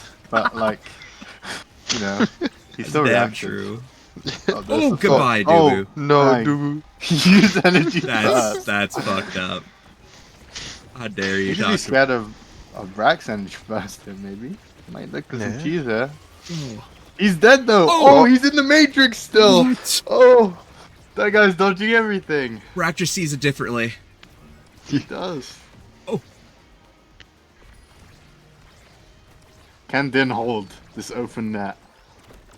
Oh! Wow, that almost killed with just Surge Pummelers, by the way. That's... No way. Oh, no Oh. way! That was Get so it done, close. Din. Oh, And we got a KO. Brad gets Eye the me. kill. Oh! Oh, and Yost! Wait, they all locked in? They did. They figured it out. We're watching these players evolve in real time. Oh my god. they're adapting. They are. I mean, to be honest, this is sometimes how they play when Yost is the goalie anyway. So maybe It's they true. they just pretend that they're playing like normal. It's not working. I fear that someone is going to die soon. I Oh, no. feel it in my... Oh! I thought that Juno was for sure going to get punished. Yeah. Whoa, that was a chunk of knockback. I think this Dubu must have ult soon, right? Oh! Like, Whoa. has to. No! Oh my Oh! god! He's locked in. He's locked Full in. reaction. Oh, nice log. Oh. Oh. Okay. Oh, what are we flipping? Something's happening. What? Oh, we're dead. Whoa. Oh, she didn't have primary. Behind spear. Oh, The pass. Oh! The old ass flip. Oh, we missed Oh, our the strike. Oh. Okay. Brack's still not Oh. dying. Has he died this game? No, I don't think so. I don't I think it's want to. impossible to kill Brack. I think he has, like, plot armor. Yeah, I think so too. Can see 5 seconds into the future. It's too powerful. Oh. Where's the ball going? Oh, Into just the deserved a goal. KO, but it doesn't matter. I mean, me when I try and strike while the big ass Dubu who has like 50 more move speed than me, or like 60 maybe. That's damn true. You know what? These guys heard that we were on they were the stream game, so they said, "Bet we'll make it a heater for you, a comeback story." This is what we wanted. Yeah. Real content. Rue. In both scoreline and level of gameplay, this is going exactly like that last Athens City game went. Mm-hmm. Time Wait, for the you're reverse right. sweep. Yeah. Ooh, wait a second. Maybe The better tsunami of lockdown. momentum. Yeah, there's something there. The cast to last Dubu, he better find some kills there. You know he wants to. Oh, that's what he's going for. Yeah, I mean, he's this for might be the worst Dubu KO build of all time. Yeah, but it might be the best Dubu core control build. Yeah, exactly. Oh, Bragg! Oh, he's alive! He's so W good. Din. I mean, every time. Oh, no oh my way, that was a God. doubler. No, That's Din is just punished for saving his team. Like, Yeah. what Oh, can he do? oh no! Oh, Bragg, So no! close. Oh, the ult! The cast to last. Oh, but it's Asher in the corner. Oh my but God. They got it through. Oh, the Judas Oh, the Slimes spear. goes for Dubu primary. Flip punch! Oh. Flip punch! Ancient Mayan tablet strategy. The tablet, It's coming back. the hieroglyphics. They It spoke was in this written. moment. Oh yes. Oh. And T. Spooky. So many little blobbers. Yo, kill someone. You know you want to. Oh no! Oh, No. trying. It shot everything. What is Juliet's build? I mean, this might also be one of the weaker yeah. KOing Juliet builds ever. This is the worst. What is going on? Oh, it's in. Oh, it's not in. Oh, Bulls, gab that guy in Strike Wars. Oh, Use energy Yo- burst. Wait, Hello? there's no way Din doesn't ping him. Right? Like, Hello? come on. Missed Watch out. No opportunity. way. We're not gonna get use energy burst ping. Oh, No. there we go. Give him- There we give him go. Yodes. Okay. Okay. Kick. Oh. Oh. Yodes been having fun covering the out clear. Oh, Oh. the bumper. Oh, we're converging. Oh, Okay, it's fine. We're learning how to do that. Oh, nice. Early on the punch. Mid-game evolution. oh, Bulls. Oh. Oh, the What? double flip. Use energy burst.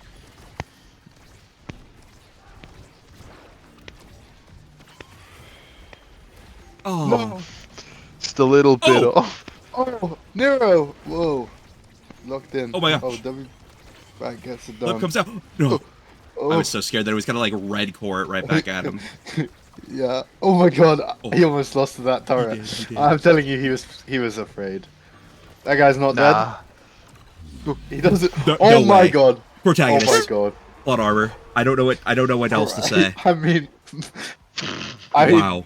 yeah, like Rack just used like taunt or some fucking skill to absolutely bring all their attention to him, and he keeps The flip. off-screen log.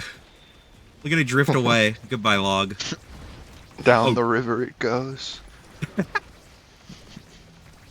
What? I bounced- Okay, lumber. Oh yeah, strike Oh. primary. He's so skillful. Look at that guy go. Oh yeah. Oh yeah. Hey, let's go bottom side and do it again, bro. Yep. The texts. They're calling. I could see it. The hieroglyphics. Oh, we just used punch. Never mind. It's over. We don't trust our giant hamster to get the core The through. bait. No. No fucking way. That's where we Yeah. flip, bro. I think there might be a lack of trust. Just maybe. The faith is Go away. damaged. Whoa. Oh, what a glitch bomb. Oh, though. hell no. Oh. Oh, Was happening? no way. Roll. Oh my god. Oh. Oh, Brack. Get it in. It's getting too fast. Oh. Oh my god. Not even worried. Not even worried. What are we flipping Yo, for? what were you just gonna build these bug guys? Oh no, Oh Juno no, they has have flip. flip. Oh, good luck. What the Yo, fuck? it's... Oh, the iron No. spear. Oh. What? I am having a premonition. It's going in within the next 2 seconds. No, it's not possible. It's going in. Oh. Oh my god! Oh my god! You know what? No, I lied. I'm also Oh my- flipping that one. My bad. That was- Where did the it's- goalie Oh go? my god. No way. What is the emo Ivy is using, by the way? Anyone know? What is that? Wait, which one? I missed it. Oh, the I don't- like I don't the know. like guy writing a yeah. It's like, That is is I that? think that's like the Waterloo University or something. I know Ether was talking about it at one point. Like it was. I'm not sure Oh. exactly what it is, but he's your guy. He'll know what it is. Oh shit! It's just not going in. That's Take fine. us to set 5, Rack. Oh, Get it yes. done. Oh, Oh, set yes. 5 ether. Guys. You ask and you receive. Oh yeah, It's a blessing. that's what I'm talking about. Guys, fasten your seatbelt. Surely might. Surely Jin, might. the It has deserved Atlas MVP. on it. No, he's to take the Deadeye. Okay, he has missile bomb. Let's go watch. Okay. The heavenly spear. He might just go glass. No. Yeah, okay, Yeah. yeah. He's realized there's a path to victory. He's locking in. Yep. We're hovering orb dancer. I All what right, did I just here do? we go. Let's see. just pressed What a did button you on my just do? keyboard and it zoomed out the map. What happened? Why am Oh, I if on you Nero? hit WS and D, I think it moves. Wait, the you're on camera. Nero? Wait, you can do that? What? Yeah. What? What? Wait, I only knew you could press S to rotate. I Yeah, didn't me know you too. Wait, who am I on? Oh, wait, I took it out. Okay, wait. Oh shit, that's could- S. Wait, we need some advanced camera work now. Oh wait, okay. Who am I on now? Motion sickness camera. Okay, we're back. What did I? Wait, press what to make button that do I need to happen? press so I can do I'm that? trying. D? Okay. Wait, I pressed A, and now we've got dynamic cam. No. I pressed D, and okay, now we're. D's the player cam, I think. I don't know. Oh yeah. I'm on Brack now. We're on the protagonist. Oh, yeah. POV. He's the main character. Oh yeah. Where are we going, good Brack? flip. Oh, it's in. Oh. It's okay, he doesn't die. He doesn't, They're he gonna doesn't. He score can't without die. his flip here. Like, Oh my god, he Oh. can't die. I mean, is this guy Jesus Christ? How many times has he come back from the dead? Risen. Oh, this guy's can't dead. keep him Oh, dead. what a blink. Oh, Oh, unfortunate. Oh, the Iron Spear gets it out once more. Up and around. Yeah. Oh, good strike, Yod. Nice. Don't die, Din. We need you. Go get that orb. Go get the... He doesn't Okay, want the orb. we don't want the orb. Doesn't Doesn't even it. need Oh, it. hell Don't no. need it. Oh, he saves it. The Iron Oh. Spear. He was promised. Oh. No. Oh, that works, I mean- guess. It's all coming together so beautifully. Is Better Lockdown just the luckiest team in the world? No, they're the most skilled team. It's You that don't is understand. true. Oh, flip spear! Dave Oh, Morrison, get it the done! Iron Spear! Get it done! The Iron Spear! Beautiful. He had enough. He did. All right. Now that they're ahead, I have to start rooting for balls. It's time to lock in. There's balls POV. Horrific. Wait, sentence surely to hear. doesn't Brack just die to flip there though? Maybe I don't know. With full No, box. no. Can see the I mean, future. he's Jesus. He can't die. All good. Where is It's just balls meandering POV? at the moment. I can only get Brack Oh, POV. No flip. Hey, he's the protagonist. It's true. Okay. Oops. Right, Yodes. Strike the ball. Okay. Okay, nice passing. Double flip. Yeah. They're afraid of the aura. And Din walking up. The mighty spear. Okay, Brack tanks everything because he knows he can't die anyway. Yeah. Plot armor. He doesn't resurrect this time though. True. Yeah, I've lost the divine mandate of heaven that let me view other play. Oh my god, what a find! Oh. Yodes has claimed that divine Guys. mandate. It's Bulls, damn true. lock in. We need to go set 5.5. Balls, Nero, Ivory Lies. I'm gonna need to see some hustle out there. We need 2 more points Oh. ASAP. Ah, Can it Okay, be okay. done? nice strike. Get orbs. Nero, I mean, lock, yeah. lock guy up. Let's go. Oh no. Oh. Oh no. No, it's fine. We hold. We don't hold. Oh, no. The protagonist is in front of the net. Oh, the protagonist no. used the The ancient Mayan tablet. tablet. It's all Joe, bro. It's He all off just the no, board. Nero, no. No. I'm so sorry, Nero. It all comes He tumbling passed away. down. It does. Wait, this is just better lockout. Wait, Follow the Brack lockout. ultra forward too. Guys, Couldn't handle it. Can we get everyone ultra forming the lobby? Oh. That was beautiful. Okay. It's just Wow. chaos. Wow. I mean, the debut goalie taking MVP, by the way. Good for you. Yeah. Wow. What a game. Okay, well, now you know who your Taiko Turmoil third place winners Get are. the full story. Yeah, you did. You got the whole damn story. The whole shebang. Third place tiebreaker goes to Better Lockdown. Wow. Let me go ahead and set that to 2. Wow. I mean, let me review the homepage of Taiko Turmoil. What does third place get? I'm pretty sure third place. 10 But euro gets- and Sony Salute. Oh. That's 2 tattoo entrances right there. Oh, Dubskis. Let's go.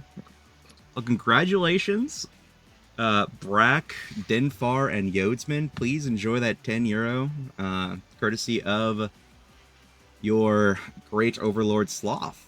So, Dubskis. Unless there's somebody else who bankrolled this, in which case, I'm sorry.